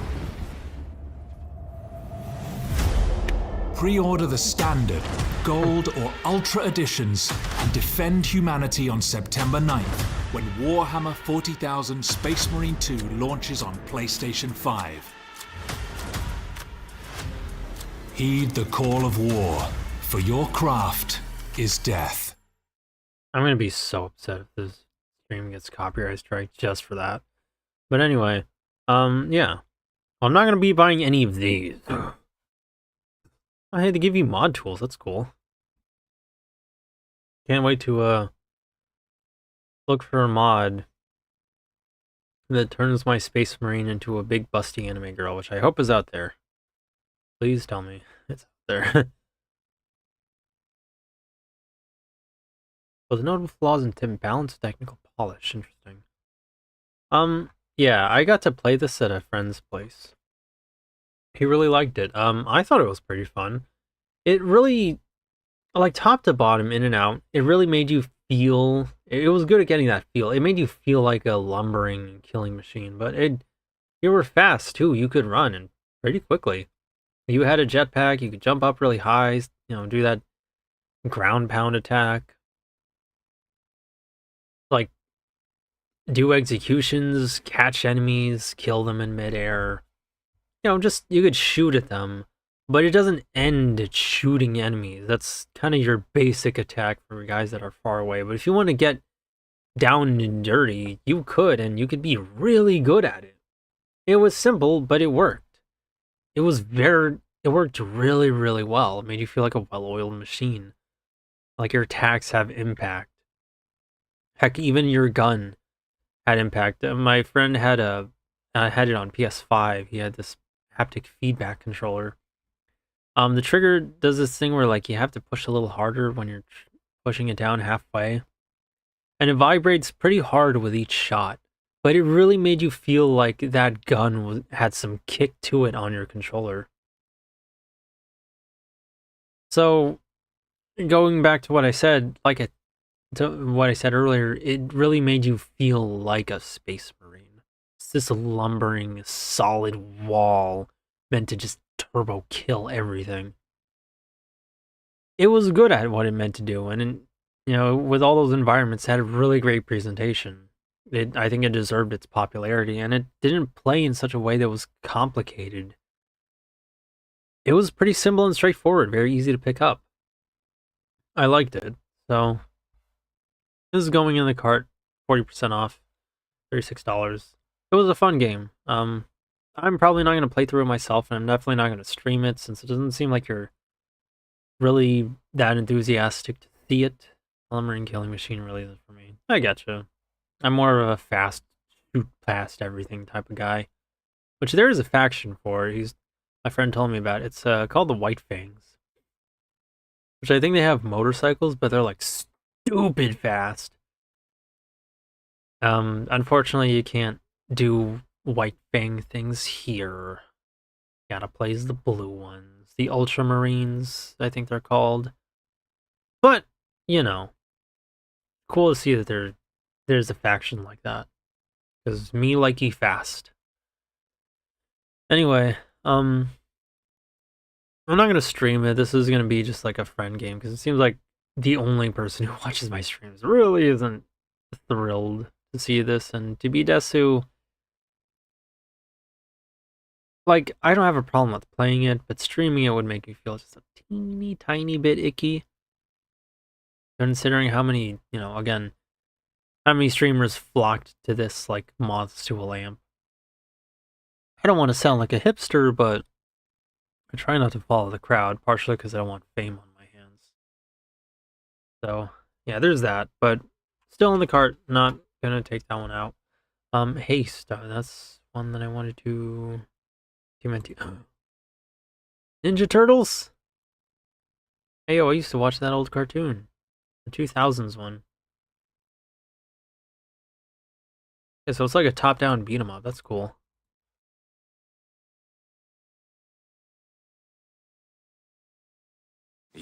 Oh, all right. Let's get distracted. In purgatory, boy. We will find you, Father! This is our turf. Anything else ain't invited. He's in for one big-time rude awakening.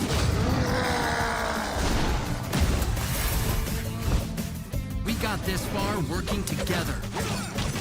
Meet Juniper Jr. Just be careful out there. Welcome to my sensational shop of sundries. My soldiers have you beaten. We will never give up. Winner takes all! The pretty ninja girl. Me likey.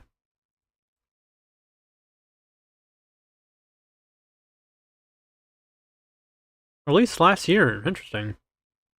This looks cool. I'm not gonna add it to the cart, but it is nice to see that they styled it after like the old 2000s look for the Ninja Turtles. I liked that. I kind of liked when they had a bit of an edge to them. Like, yeah, sure, it started out as a goofy kind of kids show back in like the 80s or something. But at some point it evolved to get that 2000s edge that everything else had. And frankly, I think they kind of should have kept that. Because, like, that's cool. Kids need edgy stuff to get into. If I was wrong, Warhammer wouldn't be as popular as it is. And yeah, chances are there's a lot of kids that are into it. I mean, heck, kids liked Sonic back when it got edgy. Or why they like Shadow. I might hate the character, but I can know why. I can understand why they like him. I think he's vastly overrated, but that's a different topic. Kids are into Warhammer? Probably not. I don't know. The kids are into anything. Like, kids watched horror movies. I don't think it's much of a stretch to imagine they're into Warhammer. Like, they played Call of Duty. But I'll give them most too. It just felt natural for it. I agree. Like, because they're ninjas in New York. Going through sewers. That's like a 3-layer ninjas dealing with 2 layers of suck. Might as well make it look cool, because that's a kind of grungy, edgy, miserable environment already. And just lean into that. And like a lot of the bad guys are like punk rockers and stuff. Oh hey, they have April O'Neil here. The real April O'Neil. Like, just kind of lean into that, you know? It just worked, if you ask me. Like, ninjas are cool, they're mysterious, they're edgy. Make them look mysterious and edgy. And, you know, sure, they have that teenager fun to them, but that doesn't have to go anywhere. You can just keep that. Haste co-op update. Run fast. Ooh! Soar through the air and master your landings. You speed through procedural worlds to outrun the end of the universe by yourself and with friends.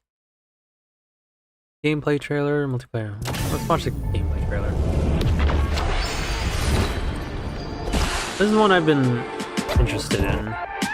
I'll talk about why a bit.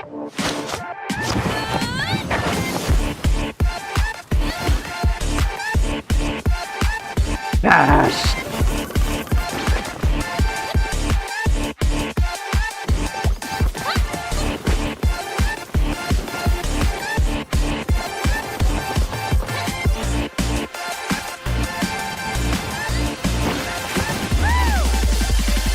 We get hoverboards!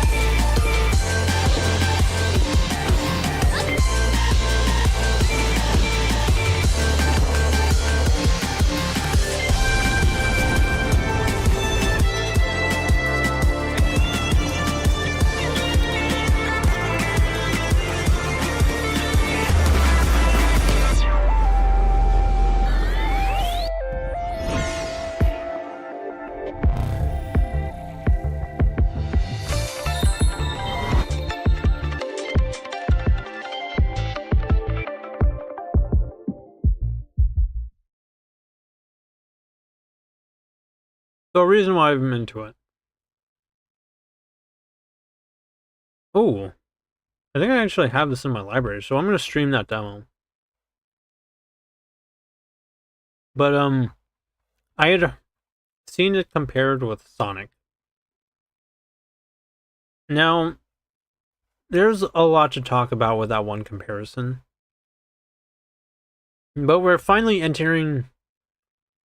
Only recent years are we slowly starting to enter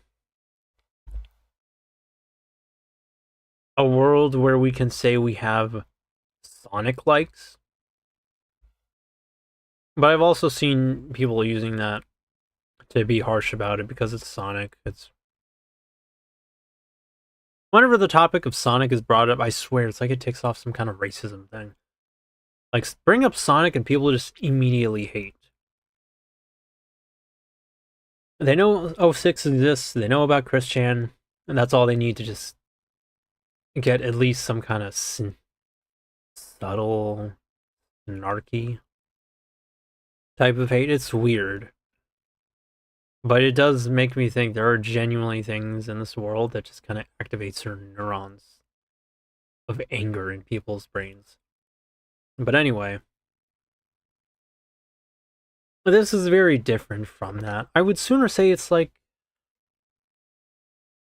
oh, I don't remember what it was called, but I think I streamed it a long time ago. There was a Sonic game that was kind of like this. It was a classic Sonic game. I think it's called Sonic Freedom. And you can see it, you can look it up on YouTube. It was an indie project that I guess was canceled. Where you play as Sonic, like going through the original Genesis worlds. But at least that was probably the plan, but it only has you in Green Hill. You can like just really coast through everything, riding up and down slips and slopes and hills and loops and stuff. Spin dash, break into a run, you know, all this stuff. It was a lot of fun to play. As far as comparing it to Sonic goes, that is the only similarity I think is valid, based on what I'm seeing so far. It's, as you saw, it's a game. Oh wait, I forgot to read the descriptions. I didn't read through Warhammer might be. Run fast, soar through the air, and master your landings. You speed the procedural worlds, outrun the universe by yourself and with friends. DI detected, not recommended. Woman detected! Actually, fire comment there. Fire meme. Haste is a high-speed third-person running game set in a collapsing universe. Race through a variety of worlds, master movement, and use items and abilities to progress through each level before it falls apart around you. The game consists of 10 shards, each featuring a collection of procedurally generated levels. Must be completed without fail to unlock the next. Ooh. You'll encounter challenges and characters on your journey, seeking answers about what lies behind the destruction and how to escape it. Features third-person high-speed running gameplay, both single-player and online co-op running. 10 shards, a collection of procedurally generated levels that must be completed without fail to advance to the next shard. So that's like 100 levels. Or no, wait. Collection didn't say 10 levels per each shard. 90 items let you customize your build for each attempt to clear a shard, a story to explore, and a lovable cast of characters to befriend, 4 spectacular biomes with several different variations, 4 abilities to master, and 4 different bosses to discover, an unlockable endless mode. That looks like fun. I really like that they give you a hoverboard. Sonic fans have been thirsting for hoverboards forever. Mind-blowing speed is key and every landing counts. Hit the ground running, literally, and you'll build up speed, but if you fumble, it will cost you. You'll need to think fast and keep track of your ever-changing surroundings to escape before the world crumbles beneath your feet. Items. In your run, you'll be able to collect sparks to use in the shop levels to manifest items. Items help you customize your run, affecting speed, damage, luck, health, and other variables. Luck. I wonder what that one does. Speed through procedurally generated levels as you make your way through each shard. completing every level before you run out of lives to advance to the next. Gather items and experiment with builds to help you on your way. Your journey through the broken worlds will be unique to you as you try to outrun the apocalypse. Co-op running. I was hoping they would look like a different character, but alright. You can now play through the entire game with other Zoes. And it's cooperative work.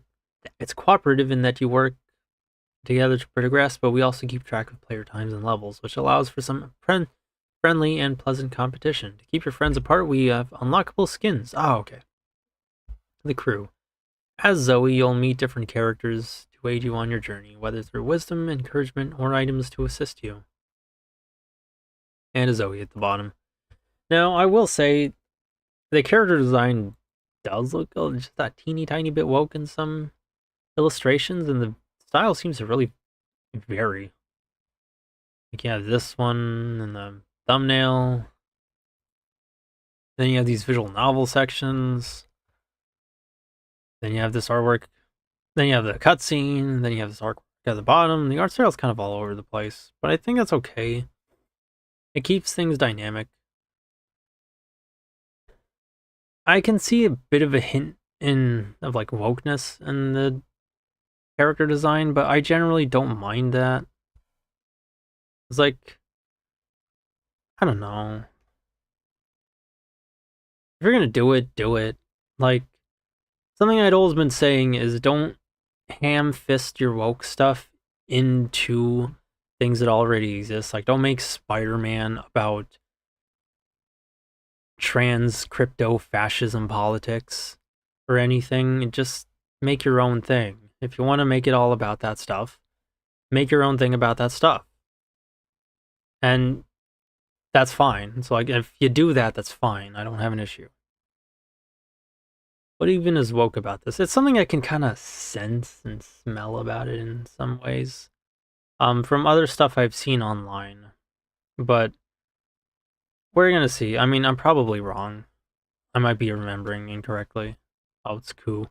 Well, to an extent, yeah. I mean, yeah, that's kind of why. Come on. Show me the other trailer. There it is.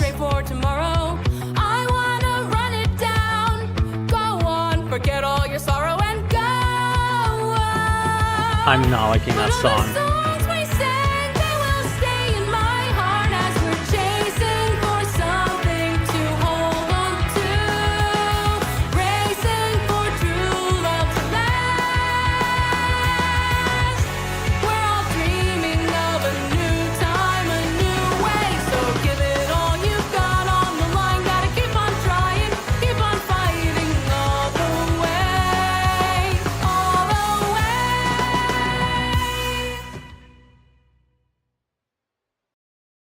I was like, there's a little bit of that Cal art style, but thankfully it's only in Zoe. But you know, complaints about the art direction and like the politics I can kind of smell on this. I can kind of sense. Like my sensors are going off telling me, oh, it's this, oh, it's that. I've had a lot of time for those to get honed. But they're not deterrence in any way, because the important things are all there. The game looks fun. The characters look charming enough. They look unique. And, you know, any stuff that I'm sensing and picking up immediately goes out the window because it's an original property. It's an original series. They're doing their own stuff with it. So however woke it is, I don't really mind that. And I think that should be the norm. As for how it looks as a game, it looks hard. It looks really hard. And I'm going to tell you what game I think it actually looks like that not enough people were talking about. And it's called Defunct. It looks almost exactly like Defunct. Like, I guarantee you, they didn't look at Sonic. They were looking at Defunct. And people, when Defunct was new, people were saying, or comparing it to Sonic. Because anytime you get a game about going fast out of a car, in which your character is very mobile and is very capable for parkour, they will compare it to Sonic. And just because that's literally all they know. They know racing games and they know Sonic. That's it. But Haste looks like a lot of fun. I want to stream the demo I keep forgetting to stream the demos I have installed, but it looks like a really fun game. I really want to play it. There's a couple of quote-unquote Sonic-likes, like speed games that I want to stream. I don't know if I stream Defunct. I kind of don't want to because it looks good. It was fun. Well, it was good. I liked it. It's just I'm really bad at it. And so that gameplay would be embarrassing. But I'd like to stream Spark the Electric Jester 3, which is an actual Sonic-like, and Haste. We're just watch Defunct. The game I think Haste is actually like.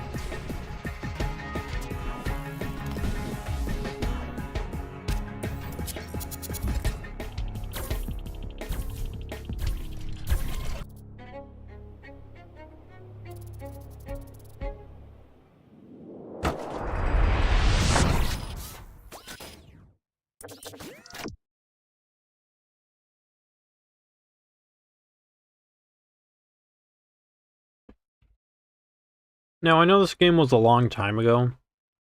Almost 9 years old. But it bothers me how many people were comparing Haste to Sonic when they were comparing Defunct to Sonic. And I'm just sitting here thinking, that's not Sonic. Haste is not Sonic. Haste is Defunct. But Defunct was a really good game. They were very fun. Defunct was really interesting in the sense that it was simple but effective. It had a very efficient control scheme. Controls, jumping, and a single button, a trigger, that you hold down. And that gravitates you towards the ground. It activates a kind of weight. And I think it's a way for you to effectively, like a gas pedal, in a sense. And you have to let go of that whenever you go off of a ramp. Whenever you jump off of a ramp, that way you can lighten your weight and just kind of soar through the air. But you have to know when and where to hold the gas and activate your gravity. That way you can gravitate towards the ground, more specifically towards a slope, and just kind of ride that slope and gain speed that way. And I would imagine Haste is probably pretty similar. It looks like they looked at Defunct and wanted to make a full game out of that, especially since Defunct was a very short game. I think it was made by a single college student or something. I'm not sure. Defunct is an indie adventure game with a focus on flow, speed, and an engaging world. Your broken robot accidentally falls out of a giant cargo ship onto a post-human Earth, now inhabited by robots. You have to get back to your ship before it's too late. And oh my goodness, speaking of too late, I'm an hour 15 minutes into the stream. Oops. It's wonderful, fully stylish racing adventure game, which is family-friendly, fun, and fast. Defunct is an indie adventure game with equipped with a gravitize engine. It is used to create a separate gravity around yourself. This is the main source of your speed. Use this in downhills to accelerate, but be careful, using it uphill will slow you down. In addition to this, the world is full of different speed boosts such as Enerjuice, which you can pick up and use to go faster. These tools enable you to drive through the world, meet strange robots, which I don't think there were a lot of actually, fly through junkyards, and boost your way back to your ship. Features high-speed gameplay with with a unique gravitation engine. Traverse 11 varied levels full of different climates, biomes, and challenges. Unlock skins for the main character, school everyone with special unlockable tricks, and compete for the best completion times in time trial mode, which features 5 extra levels. Defunct was a really fun time when I played it. I was bad at it, but they really did focus on flow, and when you get it right, you really get it right. It feels good. It's a skill kind of game. I might do the stream again tomorrow, just for how long this is taking me. But Defunct and Haste, I can't personally speak on Haste because I haven't played that yet, but if I'm right, it looks like they just expanded on Defunct. I would say still play Defunct if you want like the easy mode, the easy setting, because there wasn't as many stuff for you to avoid. There's not like a bajillion. Actually, before we watch Psychopomp, let's watch the trailer for the original. Restocked. Ooh. Marketable plushie when. They're like Haste is having you, it looks like it really increases the difficulty in the sense that something's chasing you and you have to avoid all these like lasers, rockets, and stuff. So I would absolutely still recommend Haste, and then, well, I would recommend Defunct and then Haste if you want like a speed-oriented game. You're gonna have fun because they look very similar in gameplay. And, you know, if speed's your thing, there you go. This game I wanted to stream, but I could not because it crashes and it doesn't play nice with OBS. Hopefully gold will be better, but we'll see. Like, heck, binding it with my Steam controller was hard, but, you know, to be expected, that thing was... The Steam controller is like almost a decade old, give or take, so, fair. To be expected, but still a shame. Your entire life has been a lie. There are catacombs under every home and building, stretching down for miles. Something calls you deeper into the labyrinth. Delve into the depths and discover the monstrosities below. Teeth in places where they don't belong, so that's how you know it's good.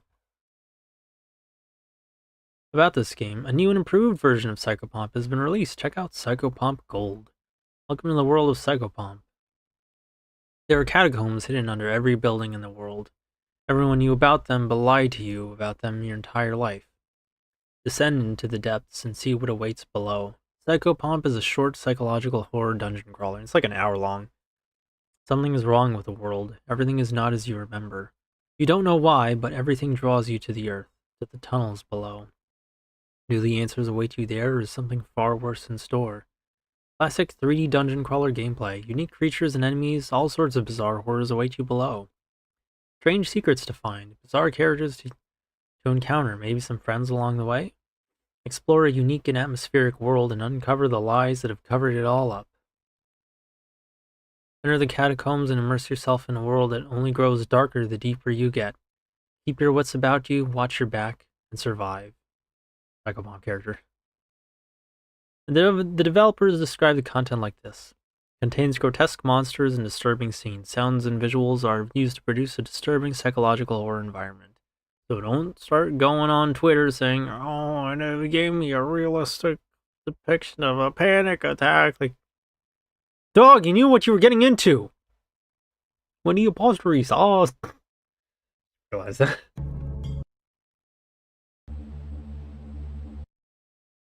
Which one is okay?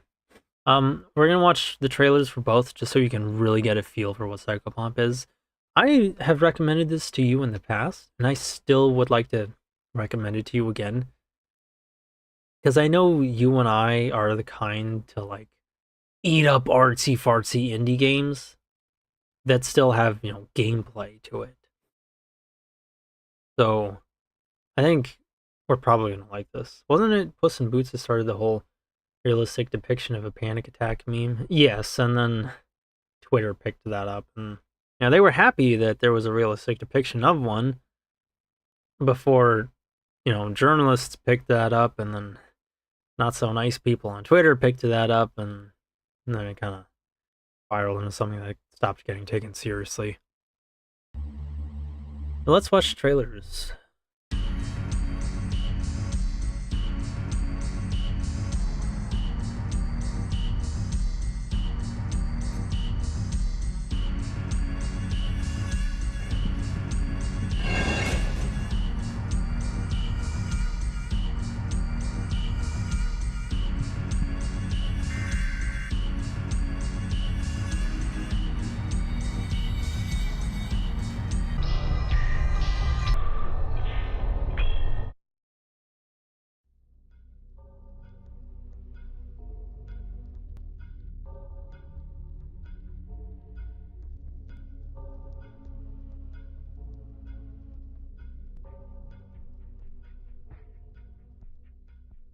It does look really interesting.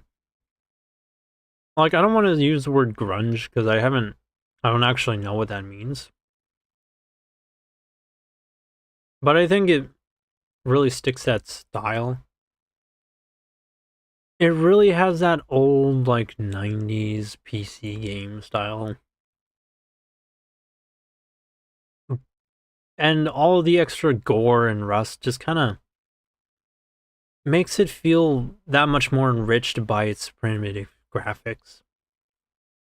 And the anime girl things really do creep me out. I like those. Like, and even in the illustrations, things look skinny and withered. It really nails the vibe it's going for. Let's watch this general cinematic one.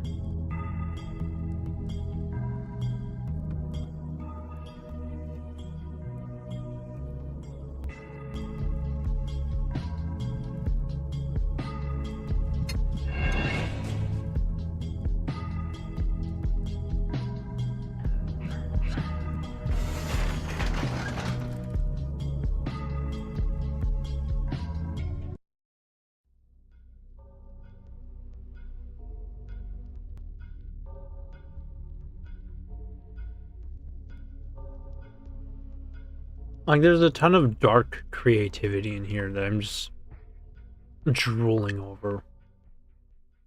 I also want to know what anime face does.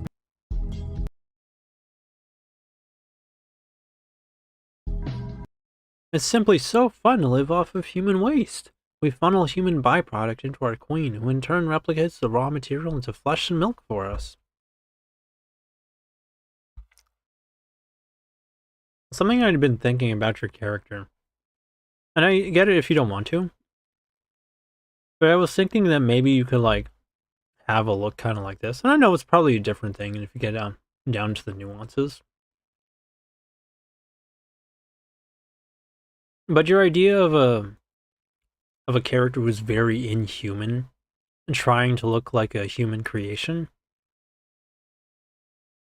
like an artistic creation of a human, a depiction of a human. Human is something that made me think of these anime faces in Psychopomp. I was thinking it would be pretty cool if you could, like, lean into that in some way. Don't make them look exactly like this. I'm not saying do that, but just get that general vibe of, like, something clearly artificial trying to look friendly. Something that doesn't look friendly at all. Underneath, wearing a mask. A mask that isn't even that effective. Tomato should still be cute. I understand. I get it. Not fully creepy. And then you're not gonna like my design idea. Isn't artificial or unfriendly necessarily. Yeah, then you weren't gonna like my design idea when I finally finished drawing that. Now we'll watch the I'll read this first. Psychopomp is back. The catacombs stretch down farther than ever before. Your entire life has been a lie. Delve into the depths and discover the horrors that lie below. More realms, modes, secrets. An ancient voice calls to you from the center of the earth. Will you answer it? Wait, was this a sequel? I think this was like a remake.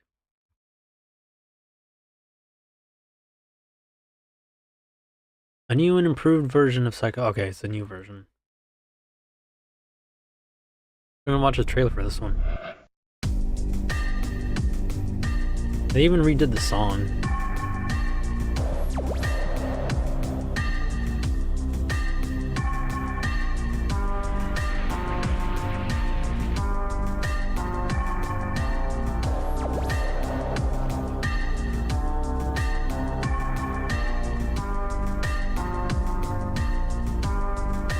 Press. I like how they're stacked.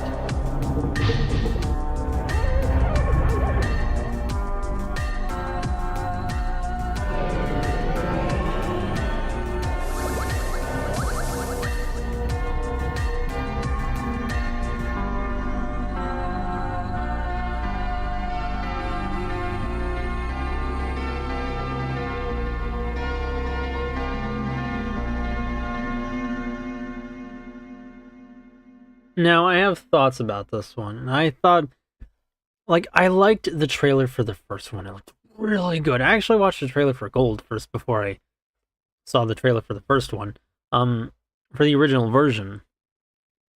And I kind of like the original look more.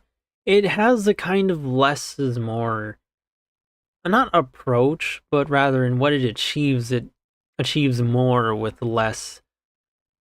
Because everything looks like what it's supposed to look like, but just barely so. And so your eyes are filling in your brain is probably filling in any details that you're missing in the original. But here in Gold, you have more of those details filled in for you, and you don't have that uncertainty to unsettle your mind as much. It doesn't have that, dare I say, and admittedly a bit overdone and oversaid, uncanny nature to it. And this is more descriptive, more straightforward. It loses some of that uncanny because the graphics are better. And in a way, that's good. I understand why anybody would want that. Believe me, I do. I get that. But it's something I was personally thinking, and even the song. I don't know if this is meant to be a different song, but it sounds different to me. Like, the original one was very brief. Very ominous, but it didn't have a lot to it. And it had like little hints of what you're in for. The newer song has more layers to it, extra notes and all that. And it sounds cool. Like as a song, it does sound really cool. And it gives you that impression of a world of steel, all spaced really far apart in caverns. But in Psychopomp, it gave you that feeling of emptiness, of a dark, cold environment, without having to explicitly tell you.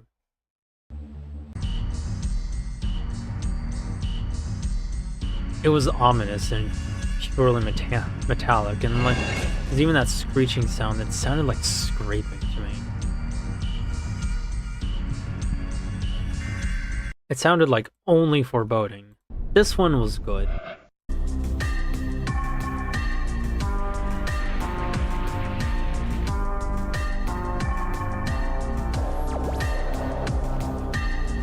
Like there's extra layers to this song that I think really convey what it wanted, but I have more of a preference towards the original song. Simply because it achieved just as much. It had less to it, which I think drew in the brain. The explorer part of me that sees like an obscure artsy fartsy indie game and is like, I want to see what that is. But she looks so laughable though. The main girl? If you're into skinny women. You know, I'm actually surprised Gooners haven't latched onto this one. Like, you mean to tell me they're still jorking and borking it to Tomoko, but they haven't even discovered this one? Like, I thought you'll like skinny girls. And she looks like a military-ish girl. She's got a helmet. But they're like, oh, I never found that one. Based internet catacombs roamer my foot. Bro, it's in a horror game. You want uncanniness. Exactly! I mean, a crazy woman! real one. My term for African American familiarity that denotes familiarity that starts with the letter N. Oh, God, one unit to go crazy and rape me. Anyway, but I agree. Like, this is good. This is all really good, and I like that they put the main girl next to you. You know, you can see her. It's kind of nice and doesn't make it feel quite as lonely. Like, you can see her following along with you. It's good. It makes you feel like you have a companion. But I think that original vibe really shone through when you didn't have a companion, when you had less overall, less in the music, less in the company that you had, less in the detail and art direction, just less in everything. Just enough so that you know what you're looking at, what you're hearing, what it's supposed to be, but your brain still has details for you to fill in on your own. And it doesn't know which direction to go in. It doesn't know what to do. And that uncertainty is what gets to you as the player. At least that's my guess. As somebody who hasn't played this, who's just like some armchair art analyst guy who really likes big boobs and older sister reverse rape. That's just my opinion. Also, I like that these are plants. Like, wow, that's creative. Faces on plants. That's scary. I dig that. Return to the world of Psychopomp. I'm gonna try and stream the original someday.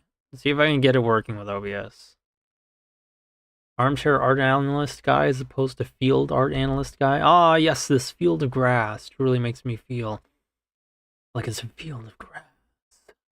Faces on plants. Well, wait until you show him Flowy. Flowy sucks!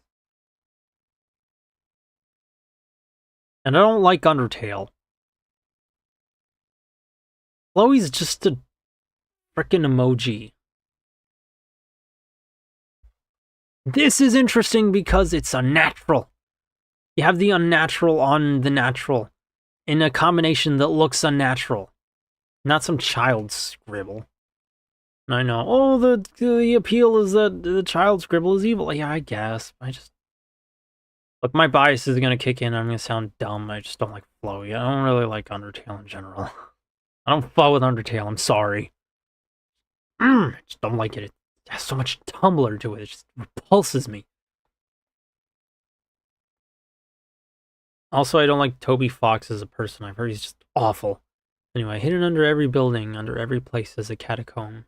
Labyrinths stretching down into the bowels, guts of the world. Everyone has known about them. Everyone was lied to you about them. Descend into the depths. Discover what awaits. Oh my god! Meet strange creatures. The hit horror dungeon crawler is back, now with all sorts of horrifying cool stuff to see. Explore. Whoa. Explore classic 3D dungeon crawler world, discover secrets below, and find the truth that awaits. Bizarre, unique creatures are at every turn, and even weirder things lie below. How many 3D dungeon crawlers did I miss out on just because I was born too late for it? Psychopomp Gold features all new levels. Delve deeper than ever before. Remaster levels. See the horrors in a brand new light. New modes and secrets. Discover what is to be seen. Find what has been hidden from you. New endings. Improved old endings. Mod and custom level support. The catacombs will never end. New pre-rendered cutscenes. Get a cinematic feel. Third-person mode. A new view on life. Enter the catacombs and immerse yourself in a world that only grows darker the deeper you get. This meat is what the world is made of. Okay, that's some fire on that last one. Keep your wits about you, watch your back, and survive. Psychopomp is designed around the Vulkan renderer, which may not work on older PCs. The game can run on OpenGL, but it is not recommended. Developers describe the content like this. Psychopomp contains grotesque monsters. I think one thing that happened when I was trying to test Psychopomp on my own rig was the original would straight up crash. And that's it. Like, I can play it, but I don't know, just a few minutes in, it just kind of crashed. I'm gonna try it again, but I'm not sure what's going on there. I just hope that's not gonna be too much of an issue. I like how he gave the rats boobs and like really big ones at that. A little bit of goon is healthy for the soul. I would pump that psycho if you know what I mean. Giggity.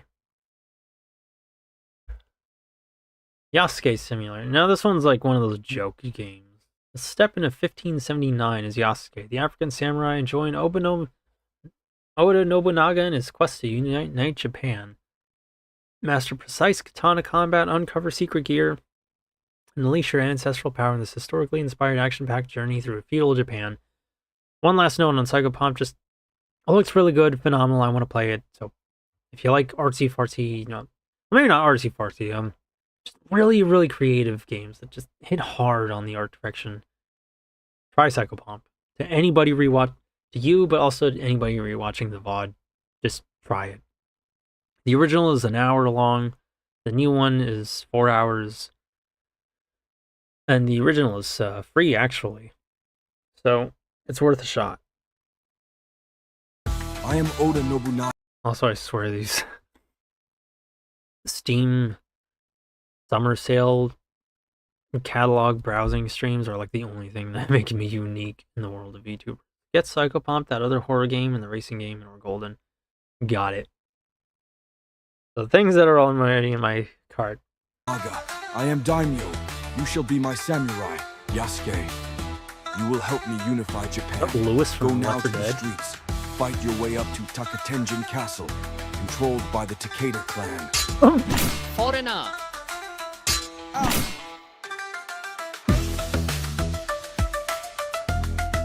Those are some fast shit.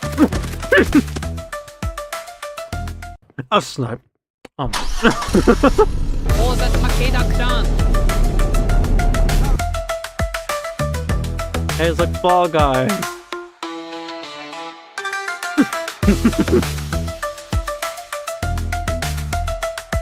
These wish lists now.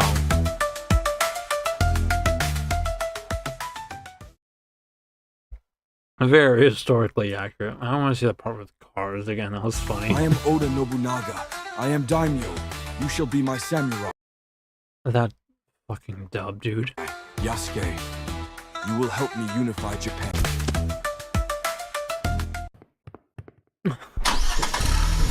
For the Takeda clan.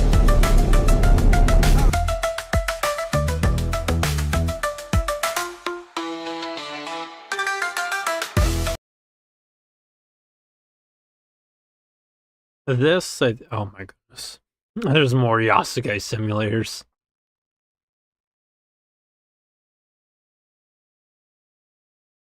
Drinking hat. Destroy Japanese things for next gate. Kills for next gate 31. E226 with a little orange cap at the end. It was probably spilled orange. Samurai shades. A Bengal rider. This a game.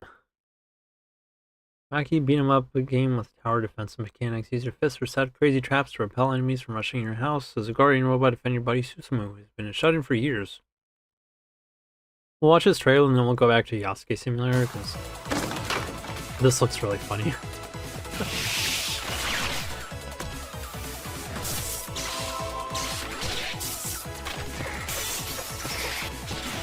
Hey, Rampage gameplay?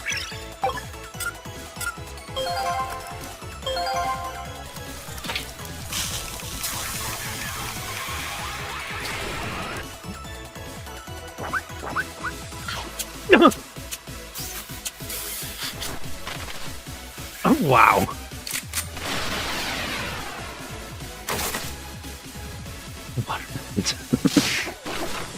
You learned. Unlock new moves. Go Geza. Okay, that actually looks like fire. Oh, what is he doing?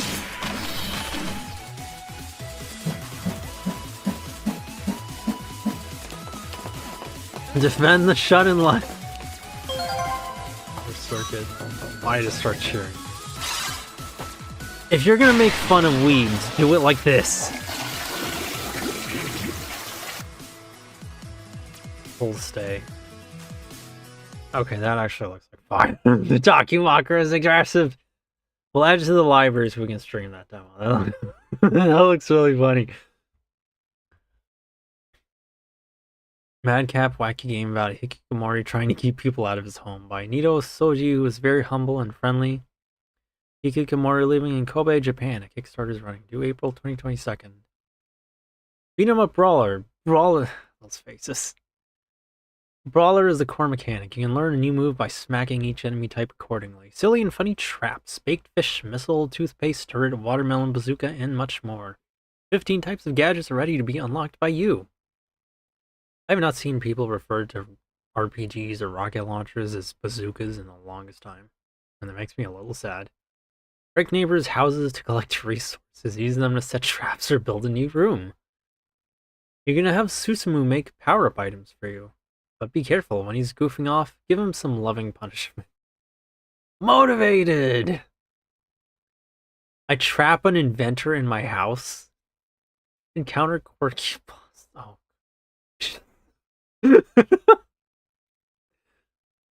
Besides defending your house, you need to counter various bosses coming this way. Don't be fooled by their strange appearance. It's their tactics. Meet Susumu. Young jobless guy. Wait, so he plays Susumu. Young jobless guy who is avoiding social interactions and shutting himself inside his room all day. In Japan, people like him are called hikikomori, shut-in, which has become a big social problem. Enemies are trying to reach out to Susumu because they are worried about him, or want to mock him, or just want to see a hikikomori firsthand. When enemies reach Susumu, the game is over. I cannot explain what exactly will happen there, but I can relate to Susumu so badly because I'm also a hikikomori. I'm making this game solo, just trying to reflect my own situation with this game. Oh, this is a documentary?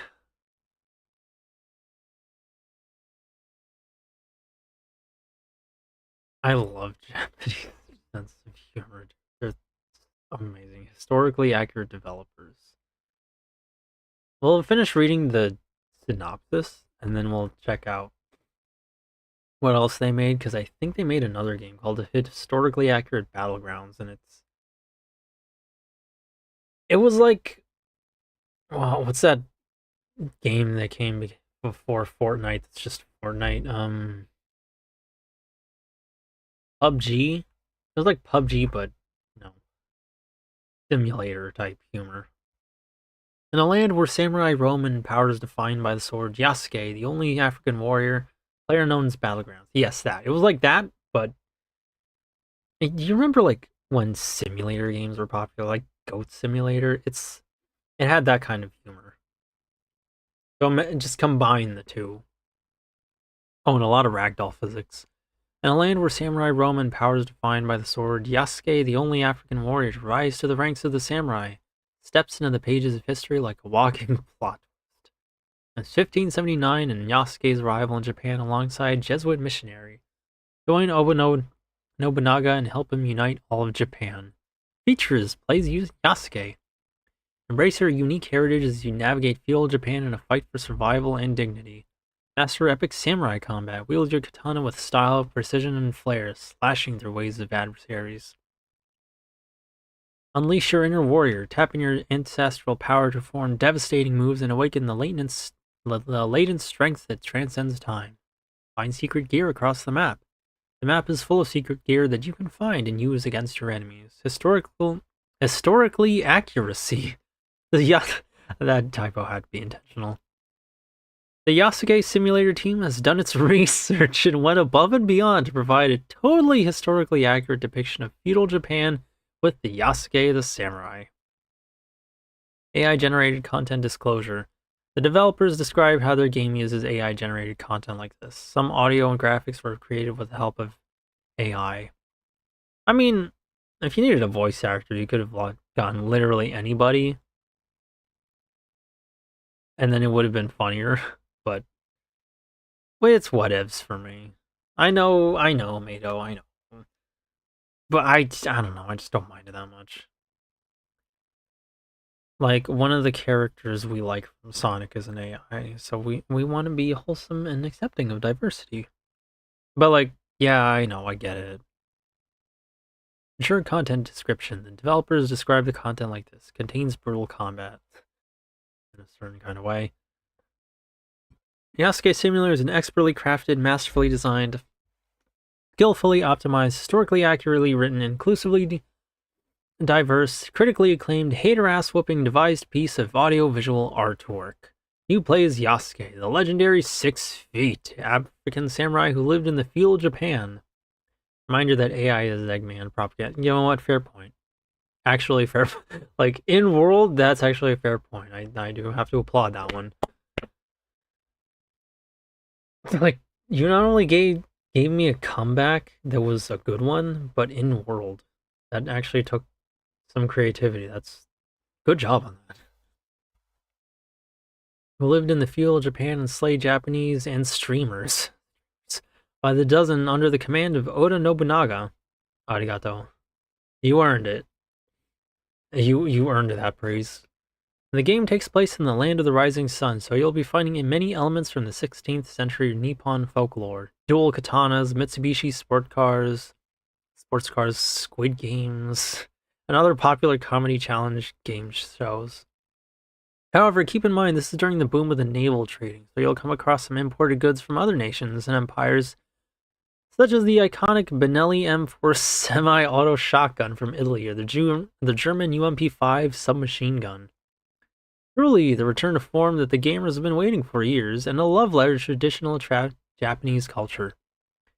Congratulations in advance for the Game of the Year 2025. 5. Business boss. A lot of people were thinking this is like a response to Assassin's Creed Shadows. I don't think it's that. I think it's just, like, maybe. It ain't no way somebody just happened to get this idea. Regardless of whether or not it was intentional, it's there. And it looks pretty funny. See what else they made. Oh, no. Okay. A digital deluxe edition. Oh, okay, it's all the DLC. I'm going to show you historically accurate battlegrounds. Which is not there, so never mind that. Darn. Never got around to playing that one. Sucks, because it looked pretty funny. This is one of, you know what, yeah, it's gotta be. Okay, no way they just happened to get that same idea. So yeah, that one looks like fun. I hope I can stream it someday. Like, I know I'm gonna be getting into, like, my streamer bait consumption phase, but I don't know, man. I've seen them play some funny games. I want to play them. I want to play a part-time worker. Like, we'll just go over this one real quick. This is an action comedy game where you work part-time in a convenience store register while taking down troublesome nuisance customers. And here's a trailer. I watched a FaZe Connect streamer play this. I forgot her name, but it really escalates.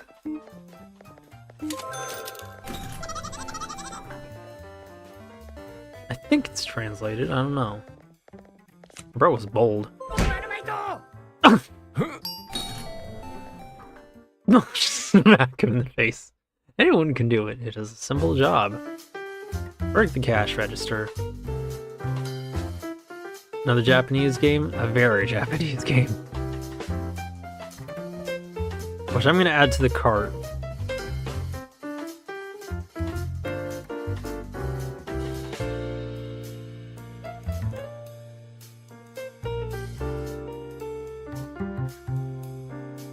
Beat the nuisance customers.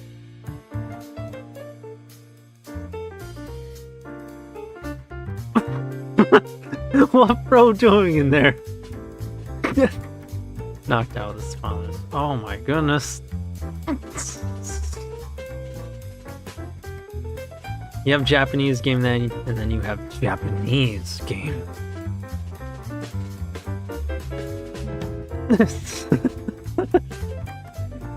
Loses sense of yourself. The ragdoll physics.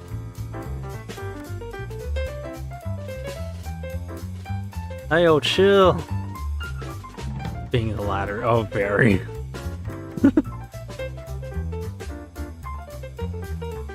Oh, what wholesome graffiti. What are you doing? Some slightly different customers.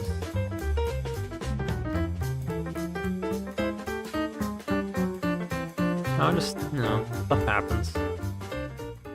What a polar bear doing in Arlington, Texas?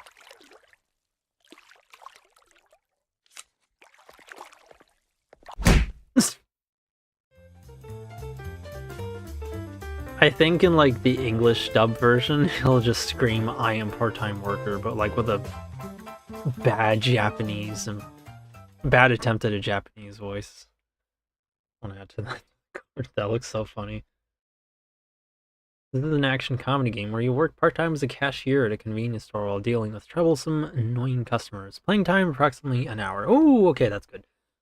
System: complete the tasks of a convenience store clerk from a first-person perspective while scanning items with a cash register scanner. Handle annoying customers. If you leave these troublesome customers unattended, you will receive penalty points, so it is recommended to deal with them as soon as possible. Story: the protagonist, Ipatsu, is a young man who recently moved to Ishigeki City. On his first day of his part-time job at a convenience store, the store manager leaves for an important fake errand. The convenience store is then flooded with annoying customers who enter the refrigerator or scribble on the walls. Can Ipatsu, left alone to run the store on his first day, fend off the annoying customers and successfully complete his part-time job? Ipatsu's lonely battle begins now. About gameplay videos and streaming. Feel free to create and share gameplay videos or live streams of the game. We would appreciate it if you could include the game title and a link to the game in the description of your videos, although it is not mandatory. Ah, a link. Okay, I'm gonna have to start adding those to my streams. This game's like having to file your taxes while fighting 19 evil, ugly toddlers. Hilarious game, and hard to put into words how absurd it is. Honestly, it's better if you just play it yourself. 10 out of 10. 19 evil, ugly toddlers goes crazy. Okay, now we can watch Late Homework. High school student Hanako has forgotten her class assignments and must retrieve them by traversing a world of haunted horrors. Explore the dilapidated halls, find your missing homework, and avoid whatever is lurking around the corner in this bite-sized retro survival horror experience. This is why I had game titles on the top of the Steam showcase, but then Corpo was like, that just eats up space.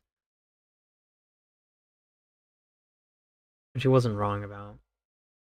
Game titles on the top? Like, define top. Like, you mean in the title of the stream, or on the top in the chat, or in the description? Like, what you talking about?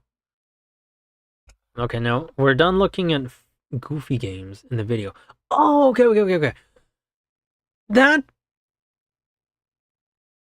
you know, I'm torn on that. Like, it does kind of eat up space, but it's just a single line of text where I don't think it's really a problem. Depending on your stream layout, I think you can integrate it in pretty easily, because, see, how should I say this?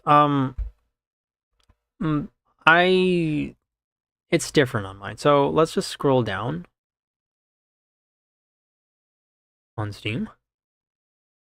Okay. Let's say this is the game, right? And then you have your chat off to the right. And then you have the character off to the left. Now this bar, I don't have anything to represent it with, but normally VTubers have like this little bar around the bottom that's just unoccupied. You can easily use that. If you have a stream layout, you can easily use that for something. And it doesn't have, like, no offense, but even if you did have like alerts, follow alerts, subscriptions, likes, all that stuff, you can still kind of integrate it in some way, shape, or form just by adding text and making it smaller. Corpo's kind of right, but I think there's still a way of getting around that in the video itself. I might need to rewatch some of your streams just to see what you mean, but assuming I'm right, like, there is a way to get around that, and it's pretty easy. It's like, she's not wrong, but I still think you can have it. You can have the best of both worlds if you insist on having it. Similar to games you've played, Misai. Let's watch a trailer. Oh, I love my Silent Hill slop! Cinematic teaser gameplay. We'll watch this one first. Oh, there he is. There's the boy. Dream Station. Oh, it's 5:30. I gotta end the stream in like 30 minutes at the latest.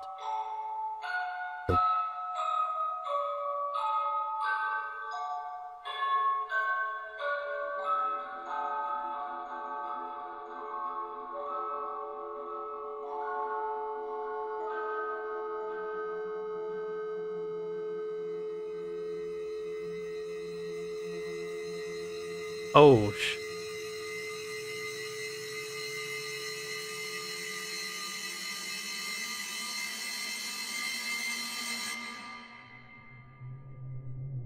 I love horror game trailers, man. They know how to make it. Or at least maybe it works on me just because I'm easy to please.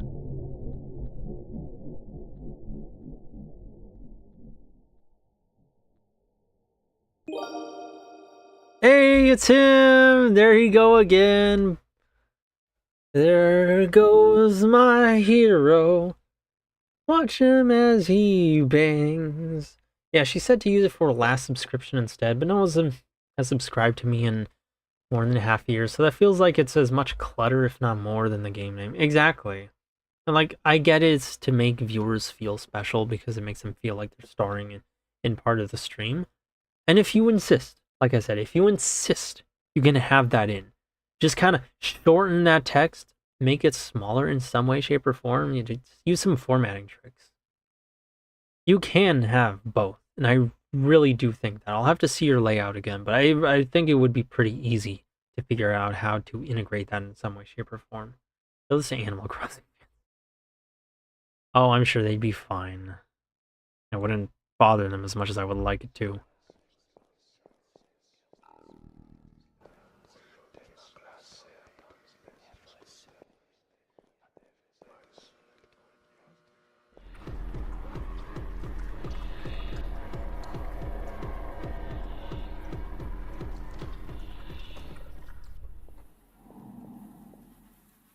Rusty Pry Bar.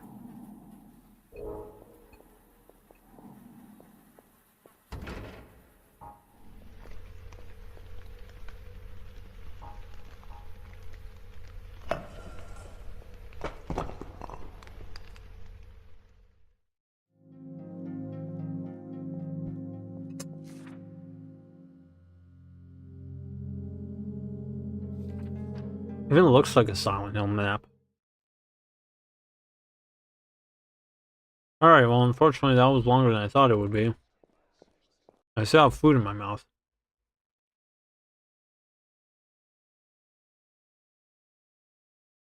I'm almost out of soda. It's sugar-free, don't worry. It tastes like boo-boo far, though. Secondary school Hanako has forgotten her assigned homework, and they're due tomorrow. Feeling she has no choice, she decides her only way to avoid failing the semester is to make a trip back to school at night and retrieve the assignments, but something's not right in the building. An anomaly looks the hall, seeking the souls of disobedient students. Ooh, look at that! Listen, look at the keys. Look, I said your favorite word, anomaly. Light Homework is a short survival horror game in which you'll relive those timeless vibes of classic titles from the 32-bit era. Experience a bite-sized horror romp through fixed camera perspectives and tank controls. Crunchy, low-poly visuals and eerily foreboding environments, all while trying not to die from something dreadful. A short, bite-sized, and retro-filled survival horror experience. To know that it's short makes me happy. Speedy.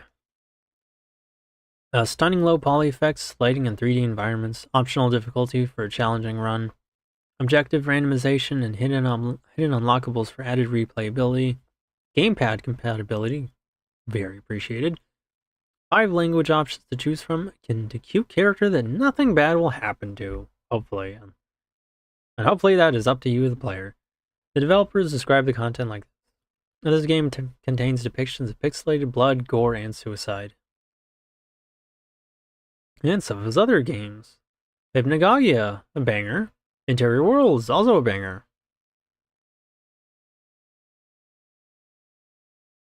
It's short, it's sweet, it's sharp, and certainly worth the price of admission.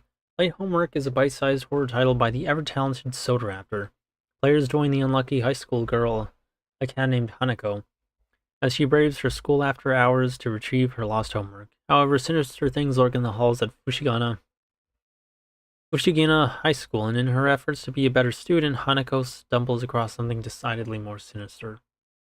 The elephant in the room for her lost homework is that it's a more fleshed out version of an earlier prototype of the game available on itch.io. At first I was under the impression that it was much the same game but cleaned up a tad, but this couldn't be further from the truth. In this paid release version, not only is the game longer and full of more puzzles, but Soda Raptor has layered in a surprisingly compelling plot that reeks of Silent Hill in the best possible ways. Without spoiling anything, suffice it to say that the visual homages to the classic survival horror series aren't merely surface level. On that note, the game has to be commended on its presentation. Done up to the nines in beautiful PSX adjacent individuals and dripping with that menacing atmosphere, Lost Homework is a deeply oppressive experience. Disinclined to fall back on jump scares, the game instead treats the player like a frog in a boiling pot, content to leave them to squirm in the shadowy hallways. Even if the gameplay is primarily inventory puzzles mixed with some light stealth gameplay, the sheer atmosphere and brisk pace of the game keep the experience tight. Ultimately, Lost Homework is a great example of a small game that accomplishes exactly what it sets out to do, and its in its unlockable costumes and ranking systems, arguably more. It's available for the price of a sandwich and is a frightful delight, certainly enough to make it easy to recommend. I'm gonna rate that one as helpful, because that one was well written. Like, that's the kind of review you would see in a games magazine. That was good. I'm gonna look at a more arcadey game, or also the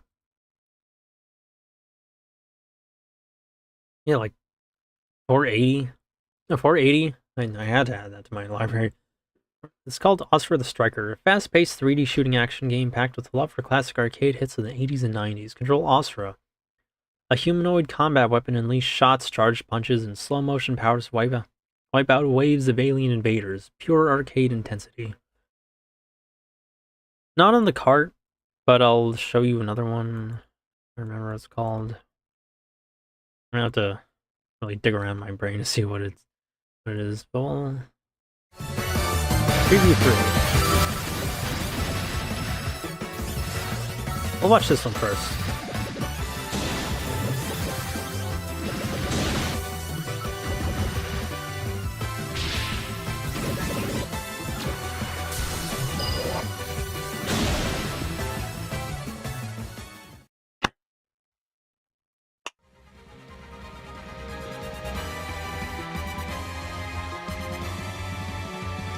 Yacht.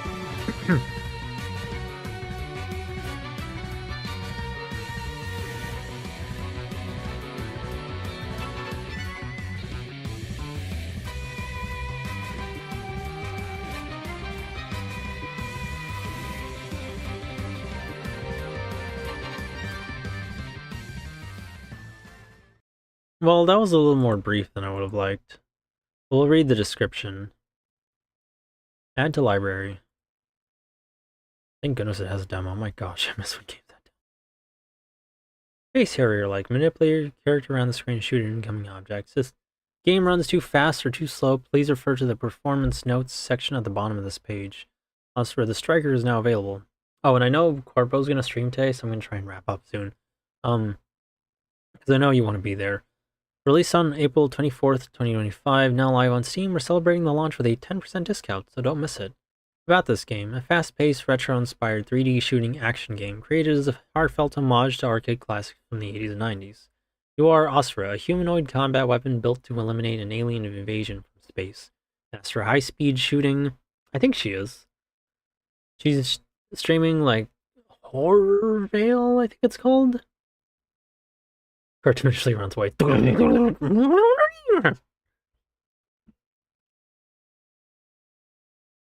Those are not the sounds, I'm sorry. You are Asura, a humanoid combat weapon built to eliminate an alien invasion from space. Master high-speed shooting, powerful melee attacks, and time-bending slow-motion mechanics. Energy Shot, your rapid-fire ranged weapon. Shining Knuckle, a charged punch for devastating damage. Lightning Overdrive, slow down time and control the battlefield. Wipe out swarms of alien invaders. Use Lightning Overdrive to escape danger. Destroy powerful enemies with a single punch. That looks cool. Beat yo bitch ass. Face off against terrifying alien bosses. You know, okay, I'm gonna get to this in a bit, after I'm done reading this. Controls, movement, use the left stick or D-pad. You can choose in the menu whether the stick returns to the center or stays in place when released. Energy Shot, press the shot button to fire. Hold the punch button, then release to strike. Press the slow button to slow time. Consumes energy gauge. Yeah, exactly. About the developers, Leftover is a new indie label founded by just 2 developers. Everything from planning to programming and design to sound and beyond is created entirely by the 2 of us. We're taking our time to build something special, and we truly appreciate your support and wishlist additions. Performance notes. If you're using a monitor with a refresh rate of higher than 60 Hz, you may experience issues where the game runs too fast or too slow. In such cases, try turning off vertical sync in the game settings. BGM and sound effect volume settings are currently locked as we are still making adjustments. They are expected to be adjustable in the next update. Yeah, actually, piece of advice. If you ever run into this issue about the volume, Mato, there's a way to fix that for you yourself.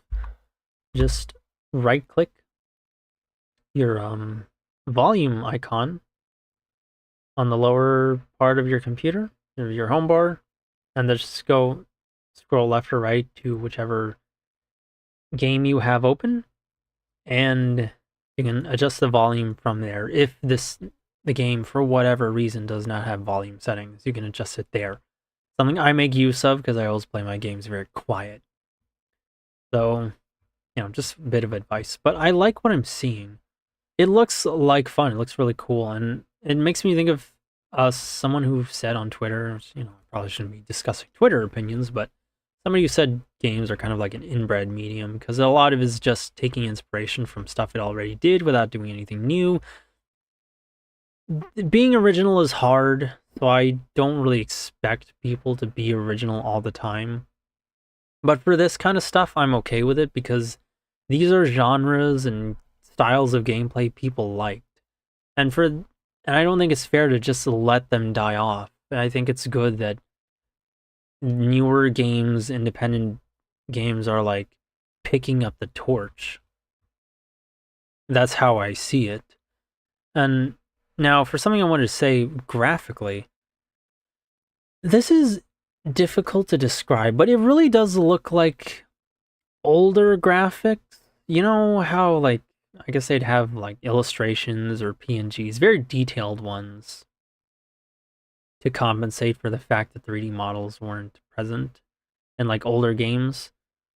This has that look, but put into a 3D model, and it's actually kind of impressive to me. Like, this dragon looks like something like the kind of as detailed as they could get a dragon you would see in these older games, but brought to life in a newer, more modern game, and I'm actually impressed. It's hard for me to describe it, and I don't like that I can't do that, but even in the way it moves, in, you know, like its actual polygons, the shapes it's made out of, you can tell they take one shape and they just repeat it over and over, and I think that's good. I think it looks cool. It really makes it hit home to that old, you know, style they're going for. I don't have much volume problems lately. Then again, I haven't been streaming lately. I know. I just figured I'd recommend it to you in case that's ever a problem. Also, I think this robot girl looks hot, and it's nice to see that they have a robot girl that actually looks like a robot. Bro, analyzing a 5-second GIF for minutes. It was not minutes, come on. I know I do that, but I didn't do it this time, so it's okay. Right? But anyway, that game looks like a lot of fun. I really like these, like, retro-esque games. Given... Okay, we're getting there. I'm gonna skip Gary's mod and play status, because we've already gone over those. Because play status isn't really anything, it's just, always your battery level on your Steam controller.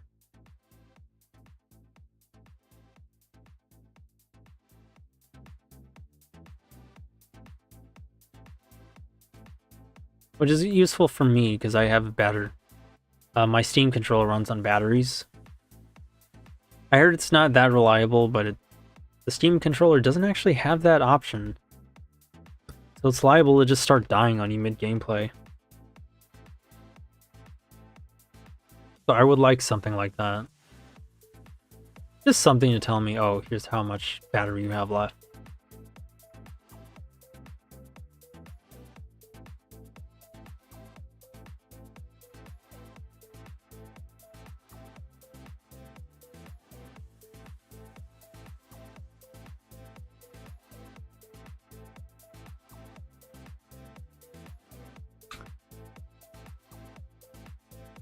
I can really feel that the soda is sugar-free. Because not only am I having a bunch of mucus, but I don't feel that coating on my teeth. Which is really nice. DI detected, not recommended. Got him! Yeah, I know it's a bit of a change from what I've been showing here. Too woke! It turns blue like the blue pill!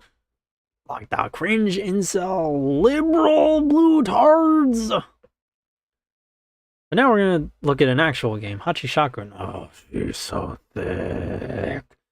Search the village of Nani-Nani-Mura to find answers about your past and invade... Oh my goodness. And invade the hauntingly beautiful 8-foot-tall Hachishaku-sama. And try not to goon for, like, folklore ghosts, just because I don't fall with the supernatural. I don't know when one of these spirits is going to hear me and get a little unhappy with me, but I'm sorry. There's only so much out there, and most of it is like Sadako or Hachishaku. And I just have a ghost fetish. And Queen Boo instilled that in me, and Yu-nee made that permanent. And delicious gooner sob. I like my gooner, okay? I'm an adult male with a functioning sex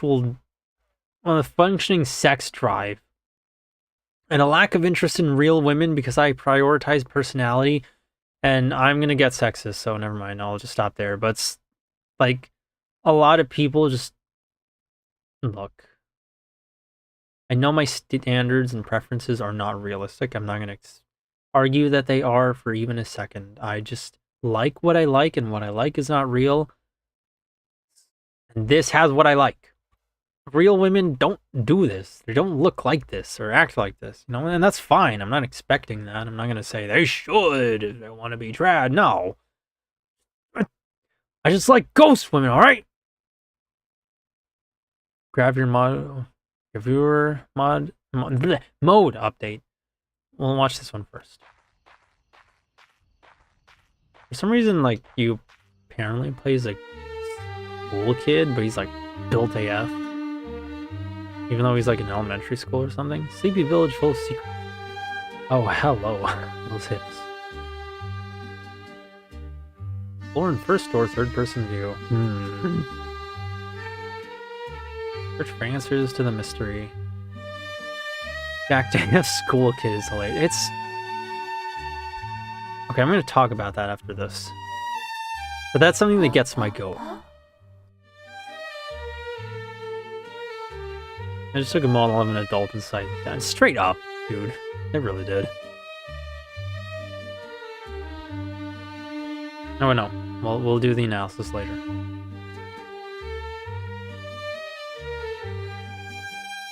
No, man. Customize your Hachishaku.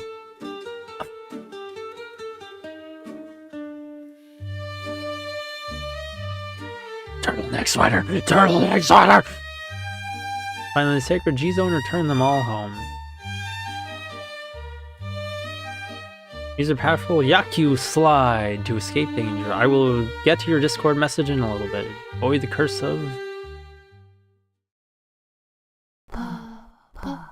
Oh no, I'm so scared. Please don't violate my 8-year-old Bussy. Please, I want you to drag me into an alley and rape me.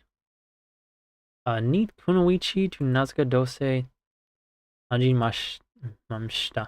I will have to open that later because I'll read it from here. Tsukasa Atsumi is a salaryman who leads an ordinary solitary life. On his way back from work one evening, he is saved from a demon attack by a mysterious woman in a ninja outfit.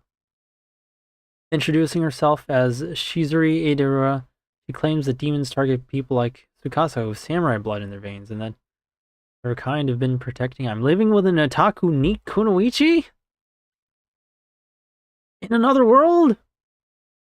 Have samurai blood in their veins, and her kind have been protecting them from the shadows. Told by Shizuri that the attacks are going to become more frequent, Tsukasa makes a deal to provide her with housing in exchange for his safety. To his surprise, he quickly finds out that Shizuri is a shut-in who loves to play video games whenever she's not busy with her ninja duties. As the two spend more time together, Tsukasa grows to appreciate Shizuri's company. His feelings might just be mutual. That's that kind of like rom-com slop I forward heavy. Steam. As for the adult model thing, that's something I feel pretty strongly about. Oh my goodness, she's. I'm gonna have to ask you to stop distracting me with Miss Ghost with your two beautiful buxom poltergeists. Oh my goodness, she's so curvy and thick. Oh, please tell me she's in her 40s. I want her to groom me. Focusing. That's something that gets me about doujins when like they want to draw Shota and they just kind of make him buff. That one's rare. They draw Shota, but then they give him like a breeding bull cock, which bothers me. How frequently that happens. Like, I'm gonna sound bad when I say this, but it's like with Opie Lolly. If you're gonna draw the lolly, don't give them gigantic mommy milkers. Then it tells me that you like lolly, but not enough. But you 90% like lolly. You hesitate at the last 10%. And the show does the same thing. Like, if you're gonna draw the lolly, draw lolly. Enjoy the A cups or the flat chest. Else, it tells me that you probably don't like lolly. You know, it's the same thing with Shotas. And this, I don't know if that's a parody of that. Probably not, but sure, whatever. Well, read the synopsis. You'll see why I'm going to buy it anyway. Yu-nee down bad. I've grown to be more attached to Yu-nee in some ways than I would actually like to be. Some nice and some not so nice. And one of them is that I have a ghost fetish. And that is mainly because of Queen Boo, if you remember back when that was new. And Yu-nee just kind of keeps that going for me. I don't know why. I just have a ghost fetish. And the recently abandoned village.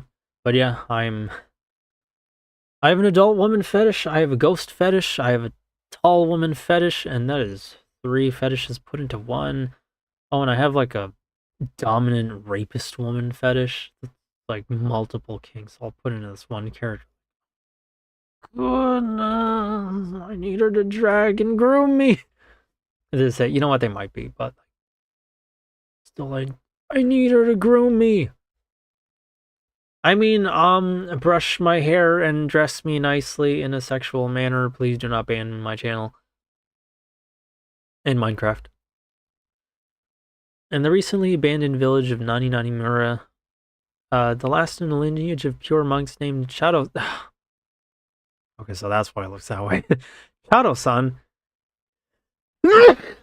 searches for answers about why he was sent away to Tokyo as a child when residents have all fled, and why and what happened to the beautiful childhood friend he remembers fondly. However, a legendary spirit haunts the village and is hunting your pure energy. Protect Shadow Sun's purity and find a way to escape Hachishaku's grasp. Like, are they Japanese developers if they named their character Shadow Sun? I needed to groom me as a vibe. It's a vibe. It's certainly one of the vibes ever. It's a very Yu-nee channel stream vibe. It's a vibe that I did not originally design her with, but eventually one of them, it just kind of started to creep in my brain, and I'm mixed on that. Gameplay. Hachishaku is a stalker horror-style game where you investigate the village, find answers, search for the 5 sacred Jizo to return them to their shrines, and collect money to buy various costumes, accessories, and hairstyles for your 8-foot-tall stalker. Please stalk me. I want her to make me feel unsafe. Read the journals and notes left by the villagers to discover the truth about the village's past. Find photographic evidence of Hachishaku forgotten by time. Launch content and update plans. The game includes 10 costumes, 6 hairstyles, and plenty of accessories and hats to save... Hats? Hats? Like, the hat game... Anyway, to save for coins for launch, but more will be considered and added in the future. Soon after launch, an update will also let you enjoy the Gravure mode, a peaceful life of Hachishaku in a secret hideout. It's peak! I'm gonna need to grab some tea. Alrighty. Oh, but do you want to see Gravure mode when you come back or before you go? Escape the village, get spirited away. 20, whenever that movie came out. Or confront your duty. What mode? Gravure mode. Well, I'll just show you right now. It's like the photo shoot mode.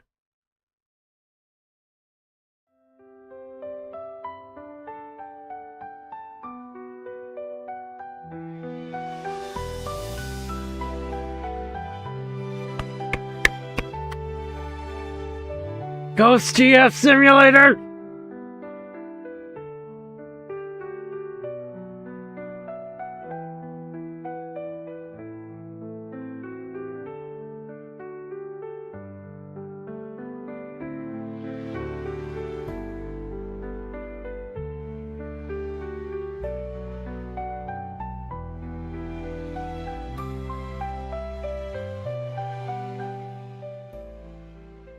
Available 6/13/25.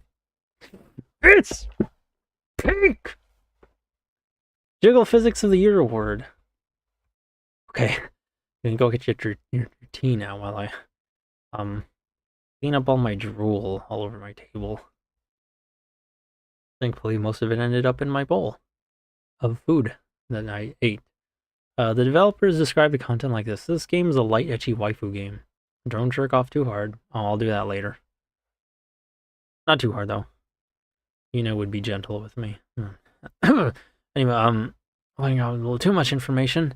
This game is a light, etchy waifu game. There's no nudity or explicit sexual content, but there's a lot of sexy and slightly lewd costumes and jiggle physics.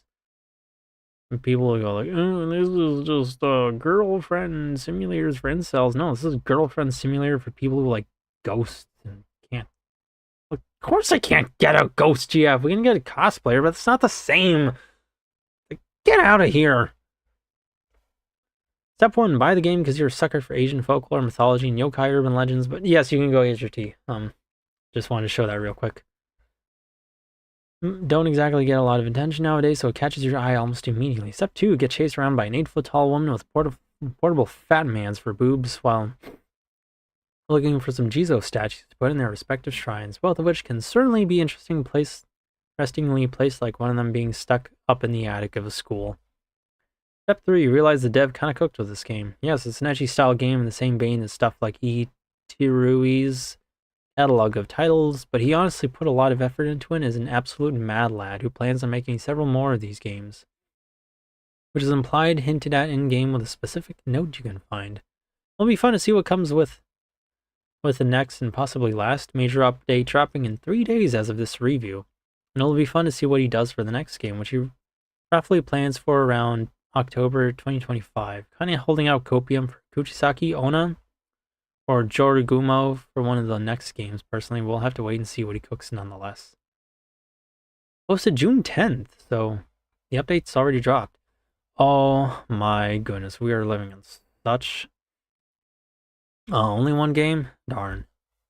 We're living in such a good time right now for Monster Girl fans.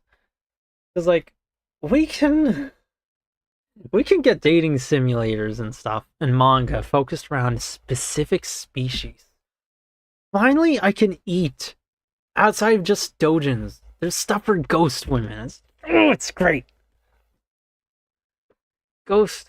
I love the idea of a ghost girl that's like all spooky and scary and stalks you around in the dark and around alleys and neighborhoods. It just makes you feel unsafe because she just looks threatening. She like puts herself up to the window and breathes really hard or something and says, "You looked cute when you were sleeping last night again too." And then it turns out she just kind of wants to confess to you. She doesn't know how to do it, or she doesn't even remember. Because she's a ghost, she doesn't remember everything. It's been a long time since she died, and she lost a lot of memories. Like, oh, I love ghost women, they're so cute! You could postmodern RPG. Experience. 10 out of 10 for Achishaku. Definitely buying that one. Like, I hope nobody would be like, oh, what are you gooning for? Look, I get it, some people think this is a nice... Yu-nee is an ice spirit. No, she's a ghost, and there's a reason. I was like, I didn't put that in for make her a ghost for no reason. I like ghosts. I made her a ghost because I like ghosts. I'm gonna goon for the ghosts when I see them. Appearance of Yik, Postmodern RPG 1.5 update with revamped battles and cutscenes. The child relinquishes her name for a birthday invite, hoping to fight her brother. Alex's reality unravels, guided by a mysterious cat witnessing a woman vanish and igniting an obsession that threatens his world. Okay, so I don't remember any of these pictures back when this game was newer. So it looks like they changed a lot of things since then. We're gonna watch the trailer. Because I remembered seeing reviews back when this game was relatively new. And I thought people were way too harsh on it. It wasn't good. It wasn't perfect. I get that. But calling it the worst game ever was kind of out there. Like, it's not the worst game ever. Let's be realistic. But people made it sound like it was, and that bothered me. Especially when I started getting into, like, stuff, and cut content and intentions, developer interviews, reasons why they put in certain things. And it became clear to me that this game could have been amazing. Probably not phenomenal, maybe not historical, but they really... tried their hardest with it. They wanted to take it in a radically different direction. And unfortunately, I guess deadlines were kind of looming in on them, and they just had to get something out. But if you look up cut content, like possible, like a beta ending or something, there were things that sounded really interesting, very soulful, and had a lot more closure and sounded a lot cooler. And it made me think that there was genuinely things that could have... This game could have been something, but it was unfortunately held back. At least that's the vibe I get. And I can't stand when that happens to a game, and I can't stand when people run a game through the ringer without any understanding or regard. Something that gets me about a lot of gamers, that they do that a lot for fun, and I don't like it. They're so quick to be harsh, they just don't care. But it seems like they've changed it a lot, and I'm hoping it's for the better.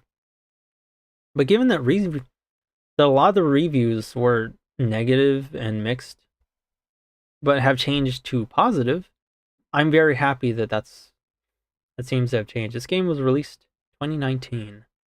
They've had time to change it around, and it seems they used that well. And I'm glad for that. I'm really glad. I'm gonna watch a trailer now.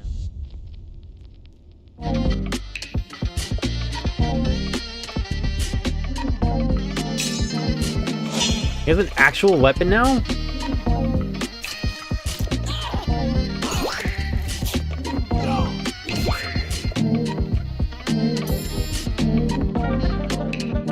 Whoa.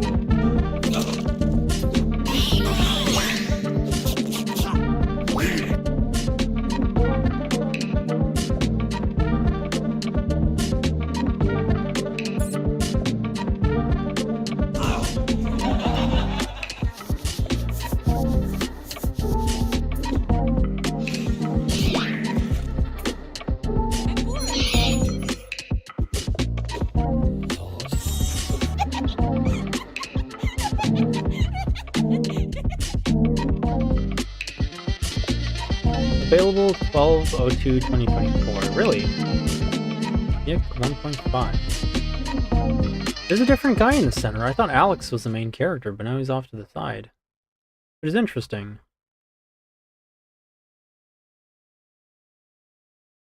It really looks like they changed things around an awful lot.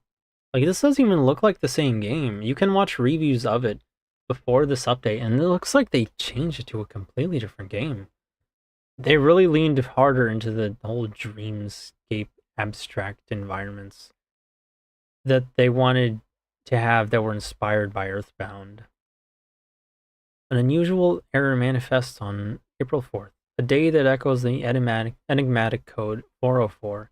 In a desperate act of innocence, a child relinquishes her name for an invitation to a birthday party, her hope tethered to the faint possibility of finding her brother.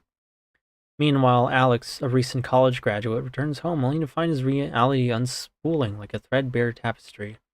Guided by a cat which slips through the very fabric of his mind, Alex descends into the depths of his consciousness where he witnesses the impossible, a woman locked away in an Iron Maiden vanishing in a thin air.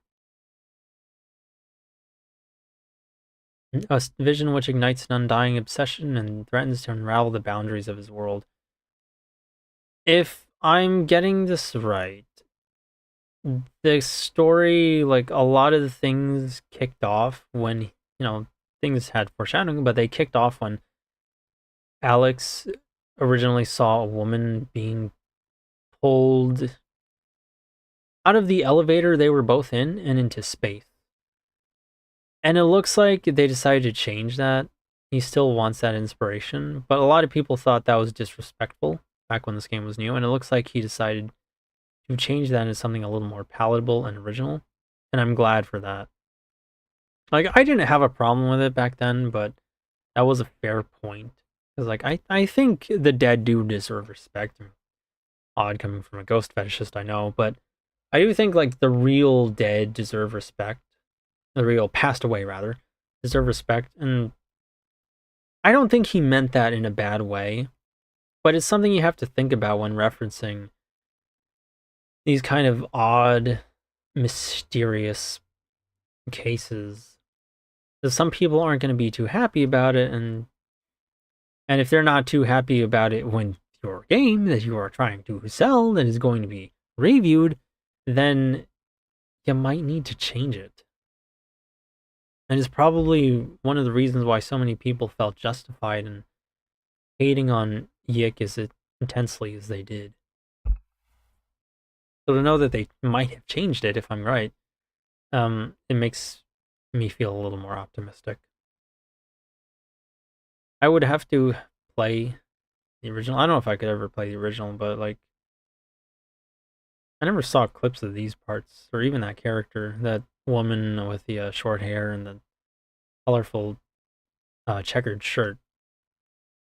But it seems like they changed things a lot.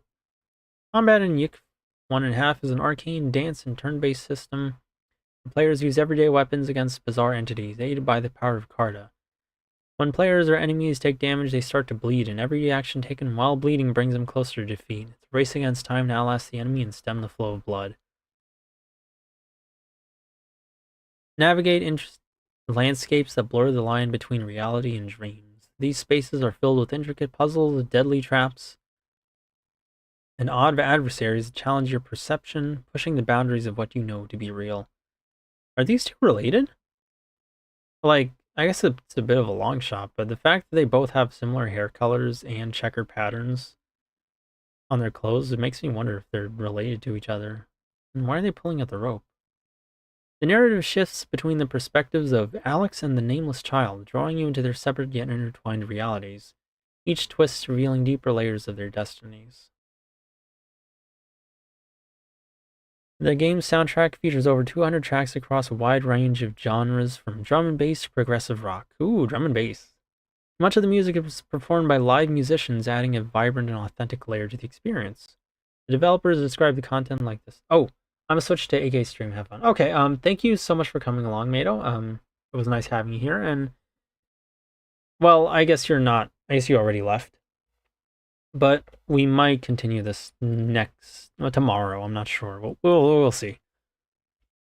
But I'm gonna try and speed up through the card. I also just want to do some exploring as well. But we'll see. I'll think about it because it's harder finding new games on Steam. It's not harder than it used to be. It's just I've explored so much that I don't know if I can really find much stuff that's new to me very easily.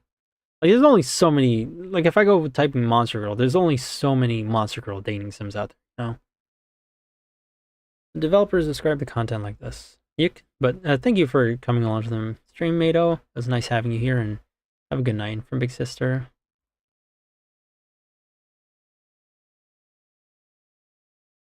Come on. Oh, yes, me. It contains a small handful of scenes with tobacco and alcohol use and many references to such paraphernalia. The player may also encounter references to suicide.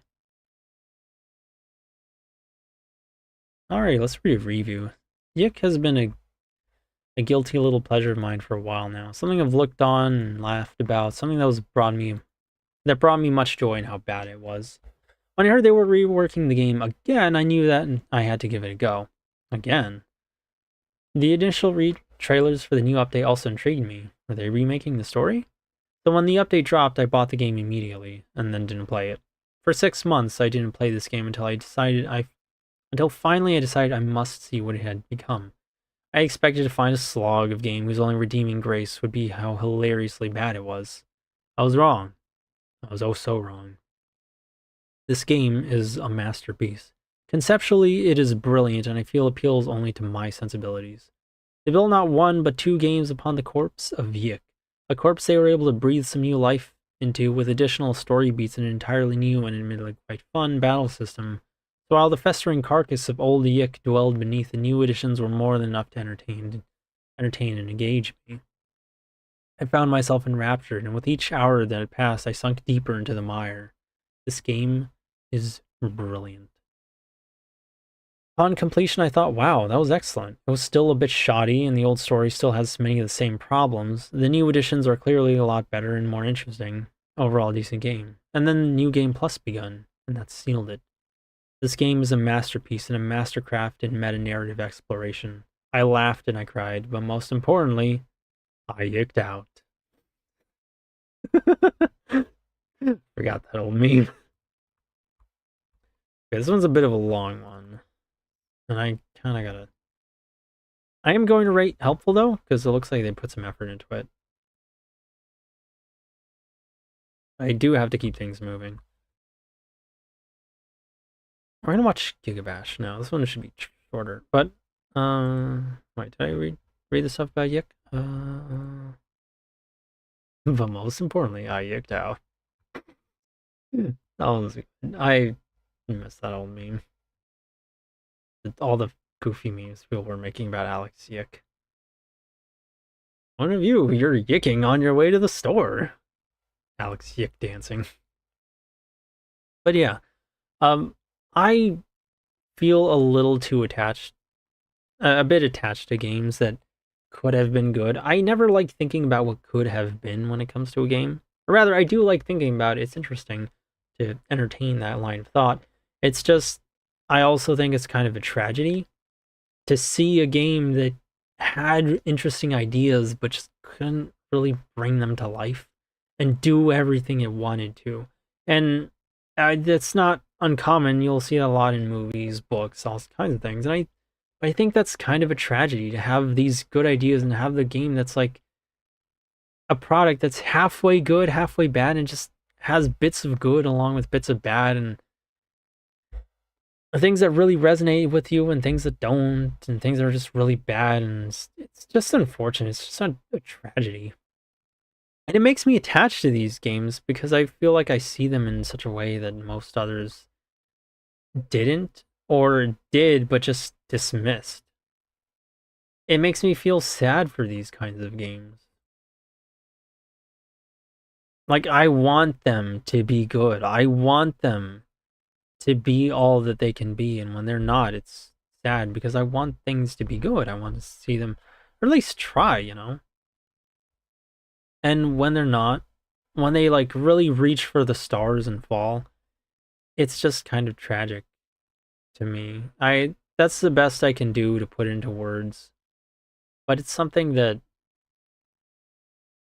I don't know, it's something that always kind of bothers me. Just something I never like seeing in a game. Especially when people just like really put a game through the, just drag a game through the dirt because of it. It's just tragic. It's, dare I say, cruel, especially because it took the developer so much effort to make it, so much time. And, you know, nobody's nice about it. They just say, it sucks. It's garbage. It's trash. They like do their utmost to be as harsh as possible. And I don't like that. I want these people's efforts to pay off. And I want, you know, like these great, almost historical made, practically historical products to be what they can be. So I'm glad that people are really like Yick now. I don't know how they made it as good as they did.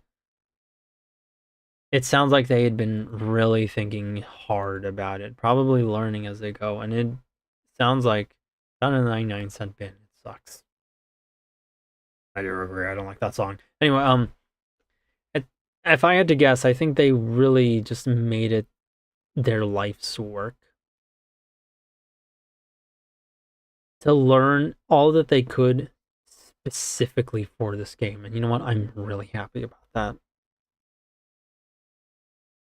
And hopefully, I mean, I think a lot of the wider market isn't going to care because first impressions count for a lot. And they probably, if they even remember Yick, all they remember is, isn't that the worst game ever? But I'm glad that the game is good now. And I hope more people see it. I really hope so. And we're going to see Gigabash, a different game. A very different game. Gigabash is the ultimate kaiju fighting game for 1 through 4 players where you battle, 3 hours, 20 minutes. I'm going to try and wrap up soon. Thankfully, we're getting there. Where you battle as film-inspired kaijus and giant heroes in fully destructible cityscapes. It's a little loud. Let's see. Yeah, this is a DLC.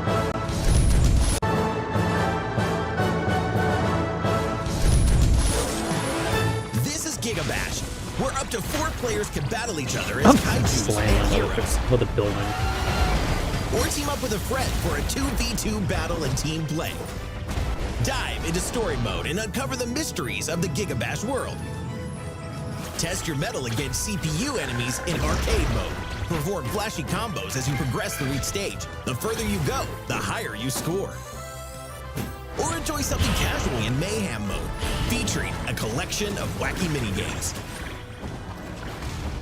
Come join the ultimate monster brawler, and we'll see you in the arena. That was a quick trailer. I appreciate it. What is that thing back there? Some kind of reality destroyer, a black hole? That's cool. Now we'll see the DLC trailer. It's my goal!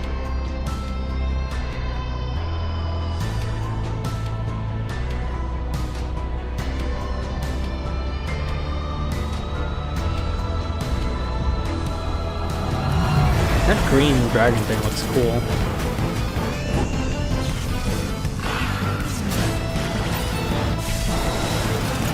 Ayo! Ayo, they got Mecha?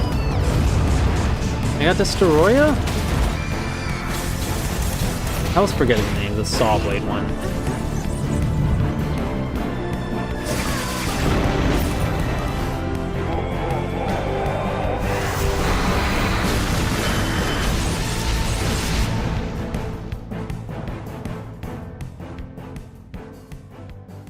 You know, I did not like that first song, but the second one is like really that one was really cool. Really sets up some stakes. I have it in my library, I still need to stream it.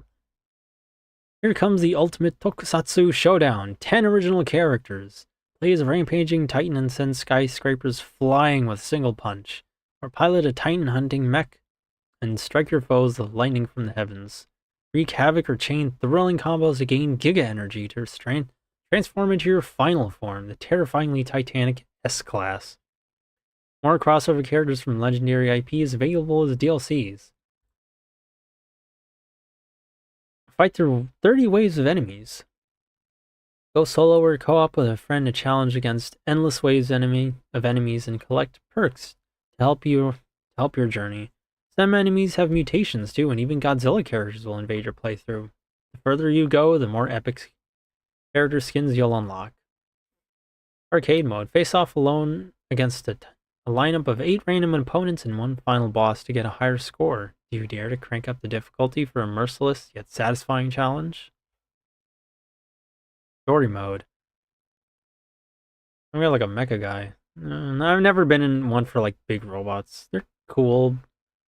But unless like, okay, so we got an Ultraman guy and like a Gundam. That's cool. Giga Man. Okay, so he's like Ultraman. Interesting. Like, there's clear inspirations here. That's pretty cool. Lies at the center of the earth. Is this like the what do they call it in the new movies? Something Earth. Uncover the origins and misadventures of the Titans in 4 unique single-player storylines. Like, I only ever like robot characters when the robot is the character, not people piloting a big robot. But, you know, for mecha fans, that's pretty cool. I like that gold-black dragon thing with a green energy. That one looks really cool. It's simple. 1 through 4 players battle each other in a variety of... That guy, he looks so cool. In a variety of fully destructible maps to be the last Titan standing. Did you suffer an early defeat?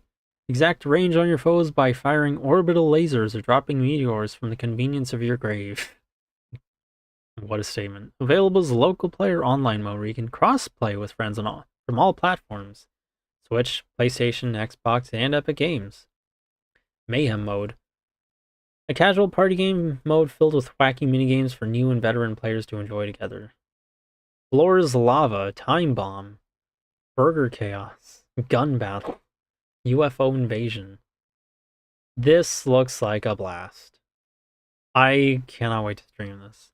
I also want to stream Party Animals someday. That's like one of those goofy streamer-bait games where everybody just throws each other around with the ragdoll physics. Online is picked up. I'm finding lobbies at any time of the day now. Great game. I really do enjoy Giga Bash. Just wish it was more akin to Godzilla. Unleashed bigger maps, more monsters in the fight, and more PvE elements. Yeah, it's not quite a Godzilla Unleashed. I'll add this to the cart, because I'd been thinking about it, but I don't know who's actually going to play with me. This is like a streamer game. It's most fun with, you know, your friends, and I don't know who's can actually play this with me. But, oh, there's a cow!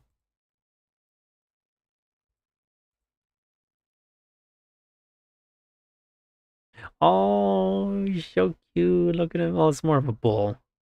Rather it be a cow, but oh, what's the dog doing? But anyway, those look like fun games. Super Sammy roll. Now we're getting into the quick stuff. Oh, we've been in the quick stuff. From Giga Bash onwards. Sammy's on a mission to rescue his friend Vera, and he needs your help. Join him in this exhilarating, colorful 3D platformer and fast roll, air grapple, and jump to save her. This one looks like a nice, small little game. About $5, really.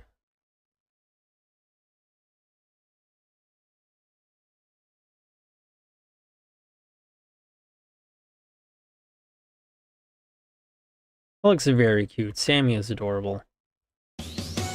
Oh wait, hang on. This one's a gameplay trailer and this one's a launch trailer. Okay, it seems they don't have a label. Oh, they have an animated opening. You can spin dash!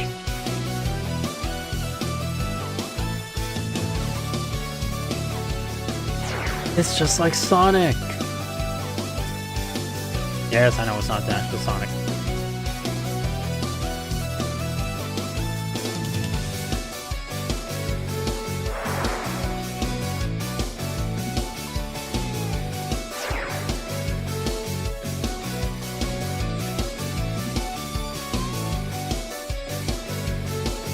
There's a sequel to this, but I'm gonna play this one first. This one has some really heavy, like, Mario 3D Land, 3D World vibes, which I like.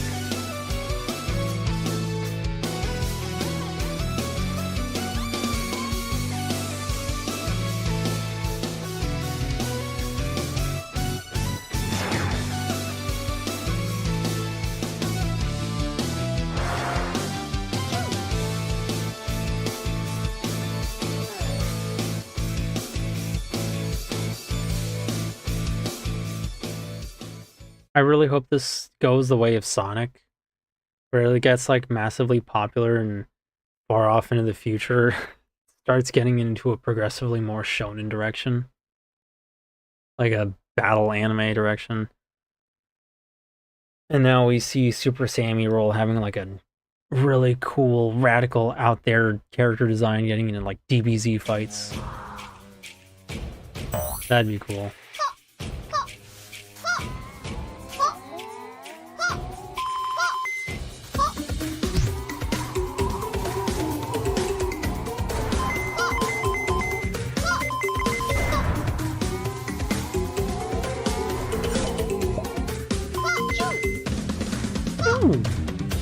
Sammy makes some cute noises.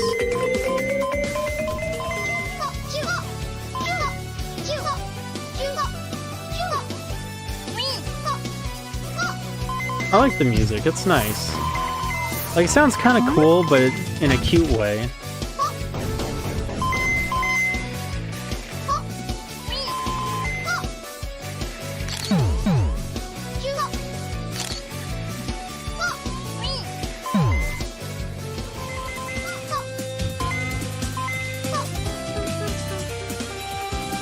I'm gonna recommend this to Nanobanks, because I think he'd like a game like this. He enjoys the occasional Mario game.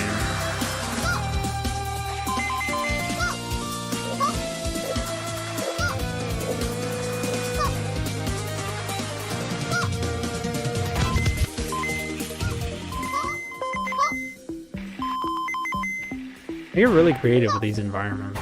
They look kind of simple-ish, you know, simple biomes, but I don't know, I kind of like them.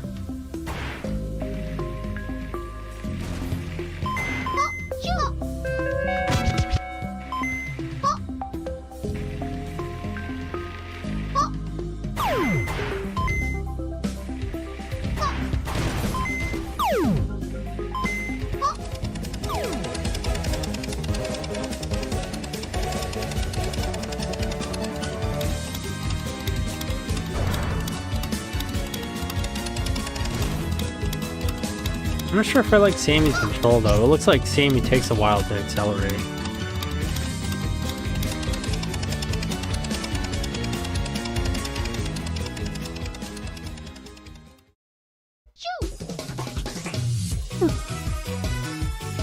That chew sounds pretty cute.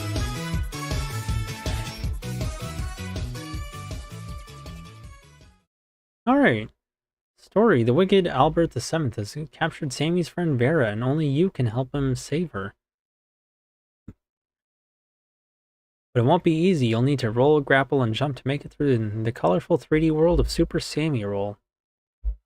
Embark on a journey rolling through beautiful green fields, deserts dotted with magnificent pyramids, dangerous oozing volcanoes, frigid icelands, and many other memorable places with rolling physics and tons of hidden secrets. Beautiful world, explore colorful, eye-catching environments, characters, and enemies. Level variety, play through dozens upon dozens of unique levels. 2D and 3D art features a combination of painstakingly handcrafted pixel art and modern 3D graphics. Secret hunting. Ooh, I won an award too. Find tons of secrets, including awesome unlockable modes, even a multiplayer one. Challenges, progressive difficulty that's been fine-tuned to keep you engaged until you become a true master. Sammy in style. Customize your character, great tunes, upbeat soundtrack. Check, it's time to roll. And I think there's a sequel, Super Sammy Roll 2. Which looks even better. I'm not going to dwell on this one too much. I'm not going to add it to the cart yet. Oh, well, I can't actually. Here we go. They have something a lot better looking now. Far more detail.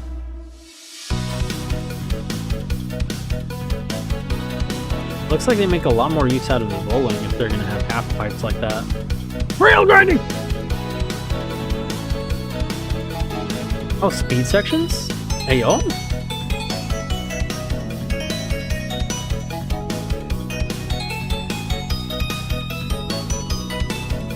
Now we can run normally too.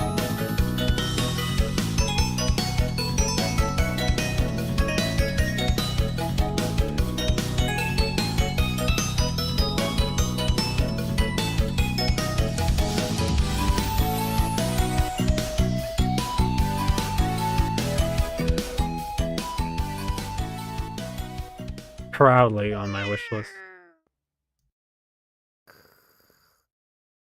I will add that. You know what? I'm gonna add it later, but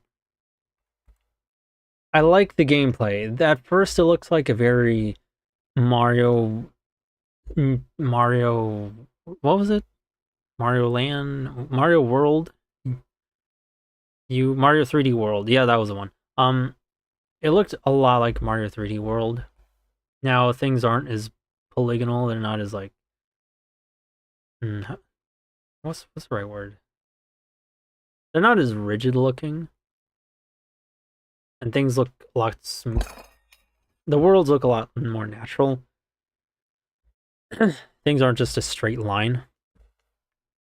And like turns and cubes. And it looks like they integrated a bit of Sonic into this Mario-like game. So that's cool. That's right up my alley. And we're going to go to Tenyoha. And afterwards, I'm going to indulge. Watch a crossworld stream. Why are you sulking around? Get dumped by your girlfriend? In this 2022... So yeah, Salmon Roll looks like fun, but I'm going to get the first one. And I'm going to get the first one because that looks like fun. This 2022 Moe Game Award-winning Dark Romance VN... Oh dear. Step into the shoes of a submissive young corporate cog whose dream of a big city bachelor's lifestyle remains elusive. Dark romance, you say? That is until he catches the captivating gaze of one Mami Himikawa, his Dami Mami slightly older coworker. Slightly? Cringe. Needed to be at least 10 years older than me. Well, aren't you a go-getter? You've certainly come a long way in 1 year, haven't you? Whatever. Huh. With any luck, I might even see your face next year too, eh? Oops. Yeah, beer is beer, but this is ale. It has a more fruity taste and is easier to drink, alright? A slightly older coworker who's the shining star of not only the sales department, but the entire company, carries an air. Amami Himikawa, voice Ryoko Teruka. Carries an air of confident detachment, but consistently delivers outstanding results. While the protagonist struggles to establish himself, Mami has already emerged as a strong contender for the next sales chief position. Unbeknownst to the main character, she has developed a fondness for him ever since he joined the company just over a year ago. teasingly refers to him as the kid. Not long ago, I entered the corporate world, brimming with hope and ambition. After a nightmarish first 12 months, however, that all seems like a distant dream. I long for simpler times when my boss's constant put-downs didn't ruin my evening commute home. If anything, the bachelor's life I so looked forward to mirrors to my own desperate state of mind as I dig into another greasy supermarket bento in my apartment alone, next to a sink piled with dirty dishes. Good writing here. A sweet, familiar face flashes through my mind, but I swiftly dismiss it with a shake of my head. What's wrong with me? She's literally my co-worker. Sure, there's this one girl, the cute and confident Mami Himikawa. She's got the looks, the laugh, the walk, that voice, but I highly doubt we're compatible that way. Or am I missing something? But just when I least expect it, the answer to that question reveals itself when I'm at work at the office one day. Hey there, kiddo. Got a moment? The developers describe the content like this. Contains some nudity or sexual content. I'm torn on this. A friend told me that it has like a good ending and a bad ending. The bad ending is where she kind of like goes a little harder on the dominance thing and puts you down very frequently. The good ending is where you kind of earn her respect. So I'm torn on this one, but sounds like kind of nice, but dark romance, I don't know. I'm gonna have to ask him for more details, because I could use a bit of trimming on this card here. And then lastly, my indulgence.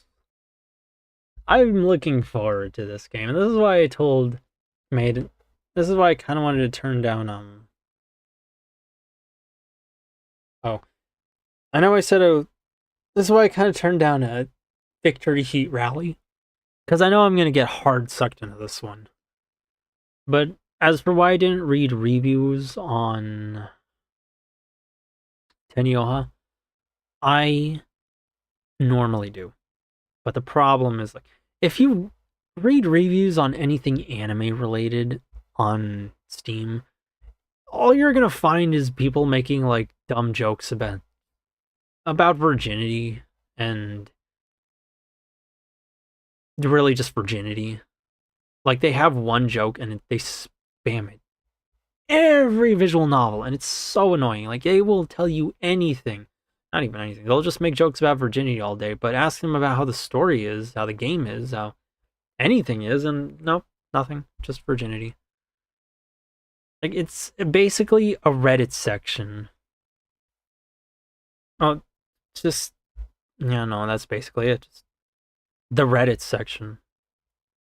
I don't like it. I don't like it. So I'm going to ask my friend for more details, because he told me about it. He has some details that he can tell me. Now for Sonic Racing Cross Worlds. Race across land, sea, air, space, and time in Sonic Racing Cross Worlds. Warp through travel rings into new dimensions where something new awaits around every twist and turn. A game that looks very fun for me. I don't get into a lot of kart racers, but when I do get into a kart racer, I get hard into it.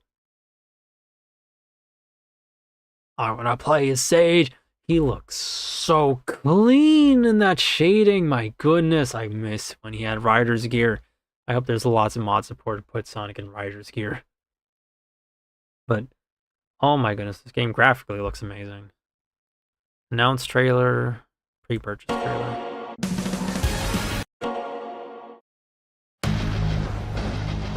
Okay, we already watched these. But I don't think I streamed this one where they show up the new characters, so we'll show this one.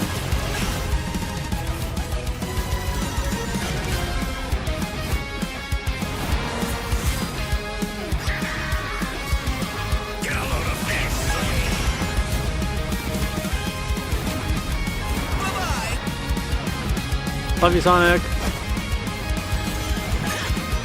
Hi, Jet. Miss you. Let's mix it up.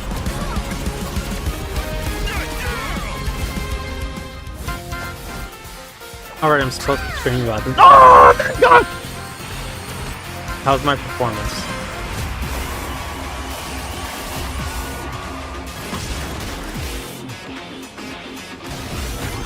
can't wait. This Ichiban looks so funny in this game.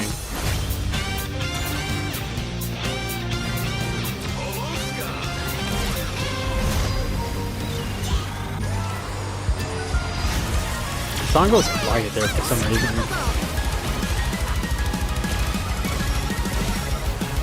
Time for me to win this. Go, Sonic. Take your rightful place in first.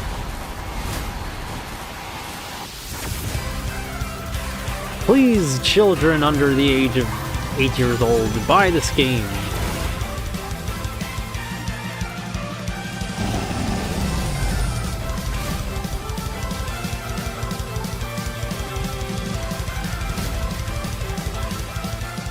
Need.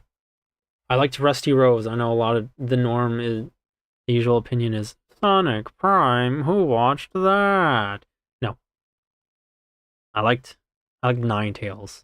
I wasn't crazy on Dread. I liked Rusty Rose. Rusty Rose is not good enough popularity, man. Rusty Rose was great. I like Werehog. Now, some of these slots, these are all Nickelodeon characters onwards. Why? I don't know. SpongeBob, then Avatar and Ninja Turtles. And the last two, I have no idea.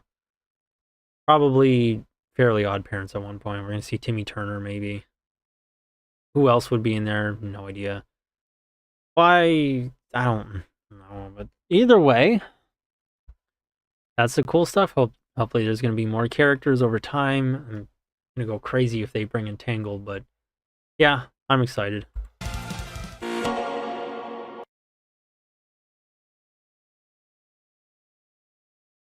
Yes, SpongeBob.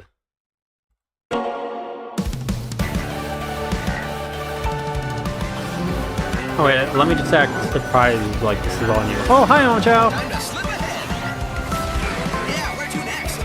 Hi, Sonic, love you! Watch and learn. Dip him in lava.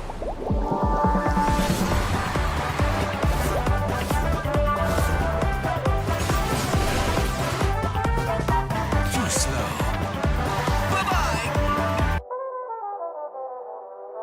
Oh boy, I sure love driving my 2020 Chevy Silverado. We could have had that, but they didn't make Squidward playable, and that makes me sad.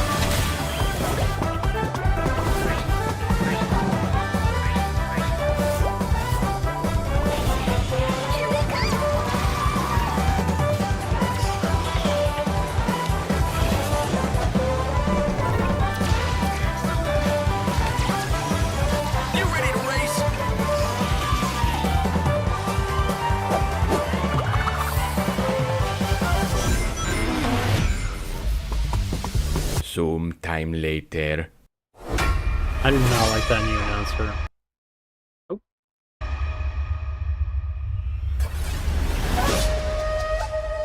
I'm gonna be so mean right now, I'm sorry. But like, who in 2025 is still watching Avatar? I get it was good, but like, it's also kind of Ankh status. Like, I really mean it when I say if you wanted to secure the child audience, Five Nights at Freddy's should be one of them. That is how you get them. Or Poppy Playtime, or whatever is popular with kids. Like, how many of them are watching Avatar? That last live action show sucked. And there's Ninja Turtles, which I guess is cool, but I don't think that's really like a... I don't think that's gonna pull in a whole lot of people. SpongeBob was a good idea, but that should have been the only Nickelodeon rep.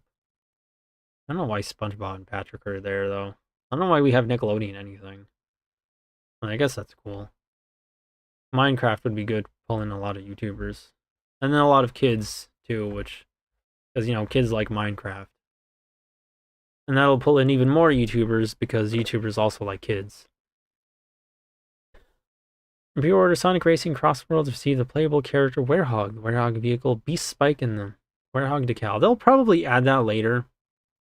Recent Sonic games have had all of their pre-order DLC stuff you could purchase afterwards, so I'm not worried, but I just really want to play it anyway.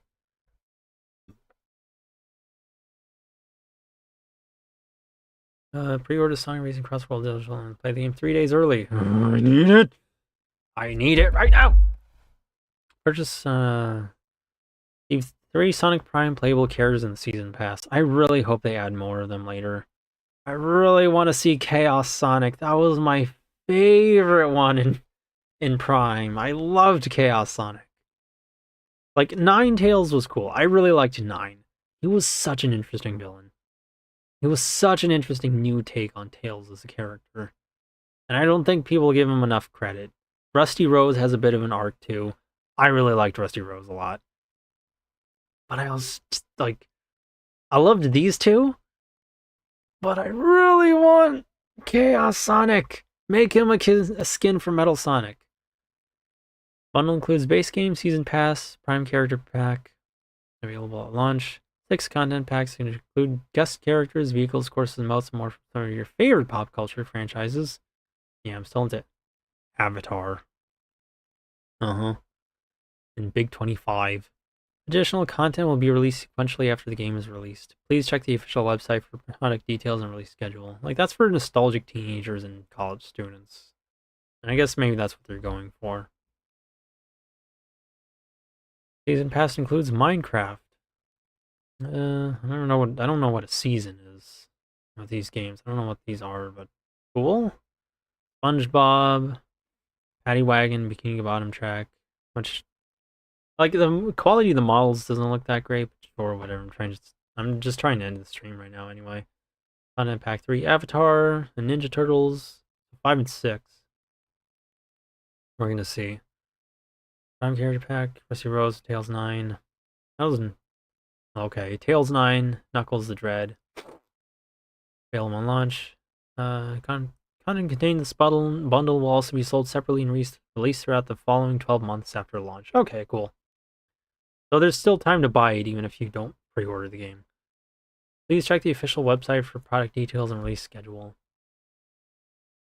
Beat to victory solo or as a team in a variety of offline and online modes and compete against players around the world. Trying to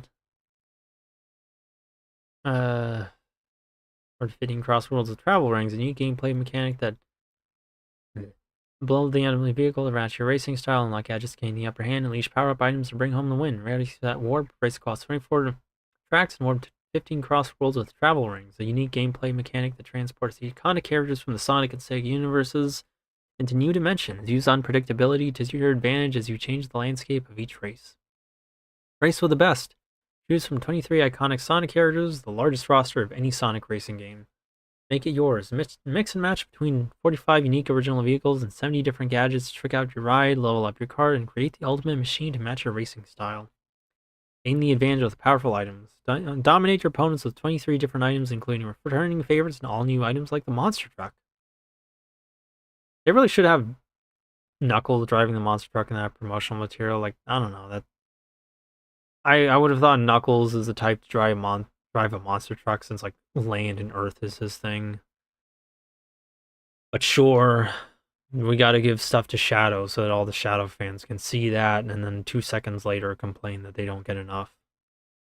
Meanwhile, everyone else is waiting in line. Multiple ways to play. Gather with friends and play local split screen and Grand Prix in the new party mode Race Park. Compete against a community of players from around the world with up to 12 players, online world match, or test your driving skills in time trials. And that is all she wrote. That game looks like fun for me. I mainly just wanted it because I wanted a Sonic. I just wanted a kart racer that I could play on a PC, and I remembered I already have one. But this one still looks like fun. And they have Jet, so that's cool. And they have Sage, which is even cooler. And they have Metal Sonic, which, of course, they would have Metal Sonic, which was also cool. I don't think he was in Team Racing for some reason. They just had like 2 robots for him to work with, like 2 grunt robots, I think. I don't remember. They have Zaz for some reason. I don't know who cares about Zaz, but either way, this looks cool. But there's one thing that bothers me, and I've not noticed a peep out of Joker or Ichiban or SpongeBob. Miku only says hi, so I'm going to assume she has lines, because I'm hoping they weren't so cheap that they couldn't just buy the voice pack and make the lines for Miku. But I kind of wouldn't put it past them if they couldn't bother to hire a voice actor to at least kind of do impressions of Ichiban and Joker. Because sure, like,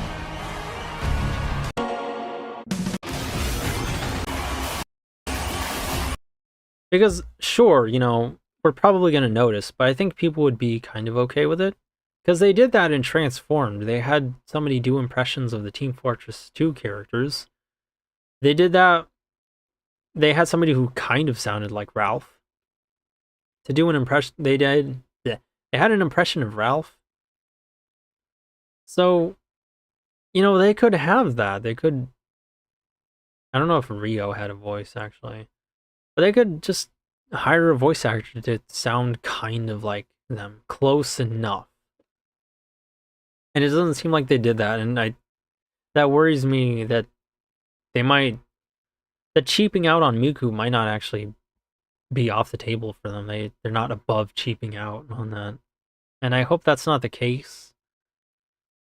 But it's a possibility. They also don't have the guest characters interacting with the mainline characters, which kind of stinks because I'd really like to see how Ichiban would interact with Sonic. Because I think my headcanon is that Sonic and Ichiban would be fast friends.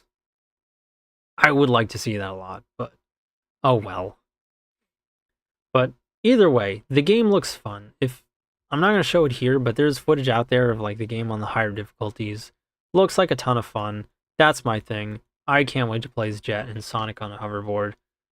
I want to play as Sage really badly.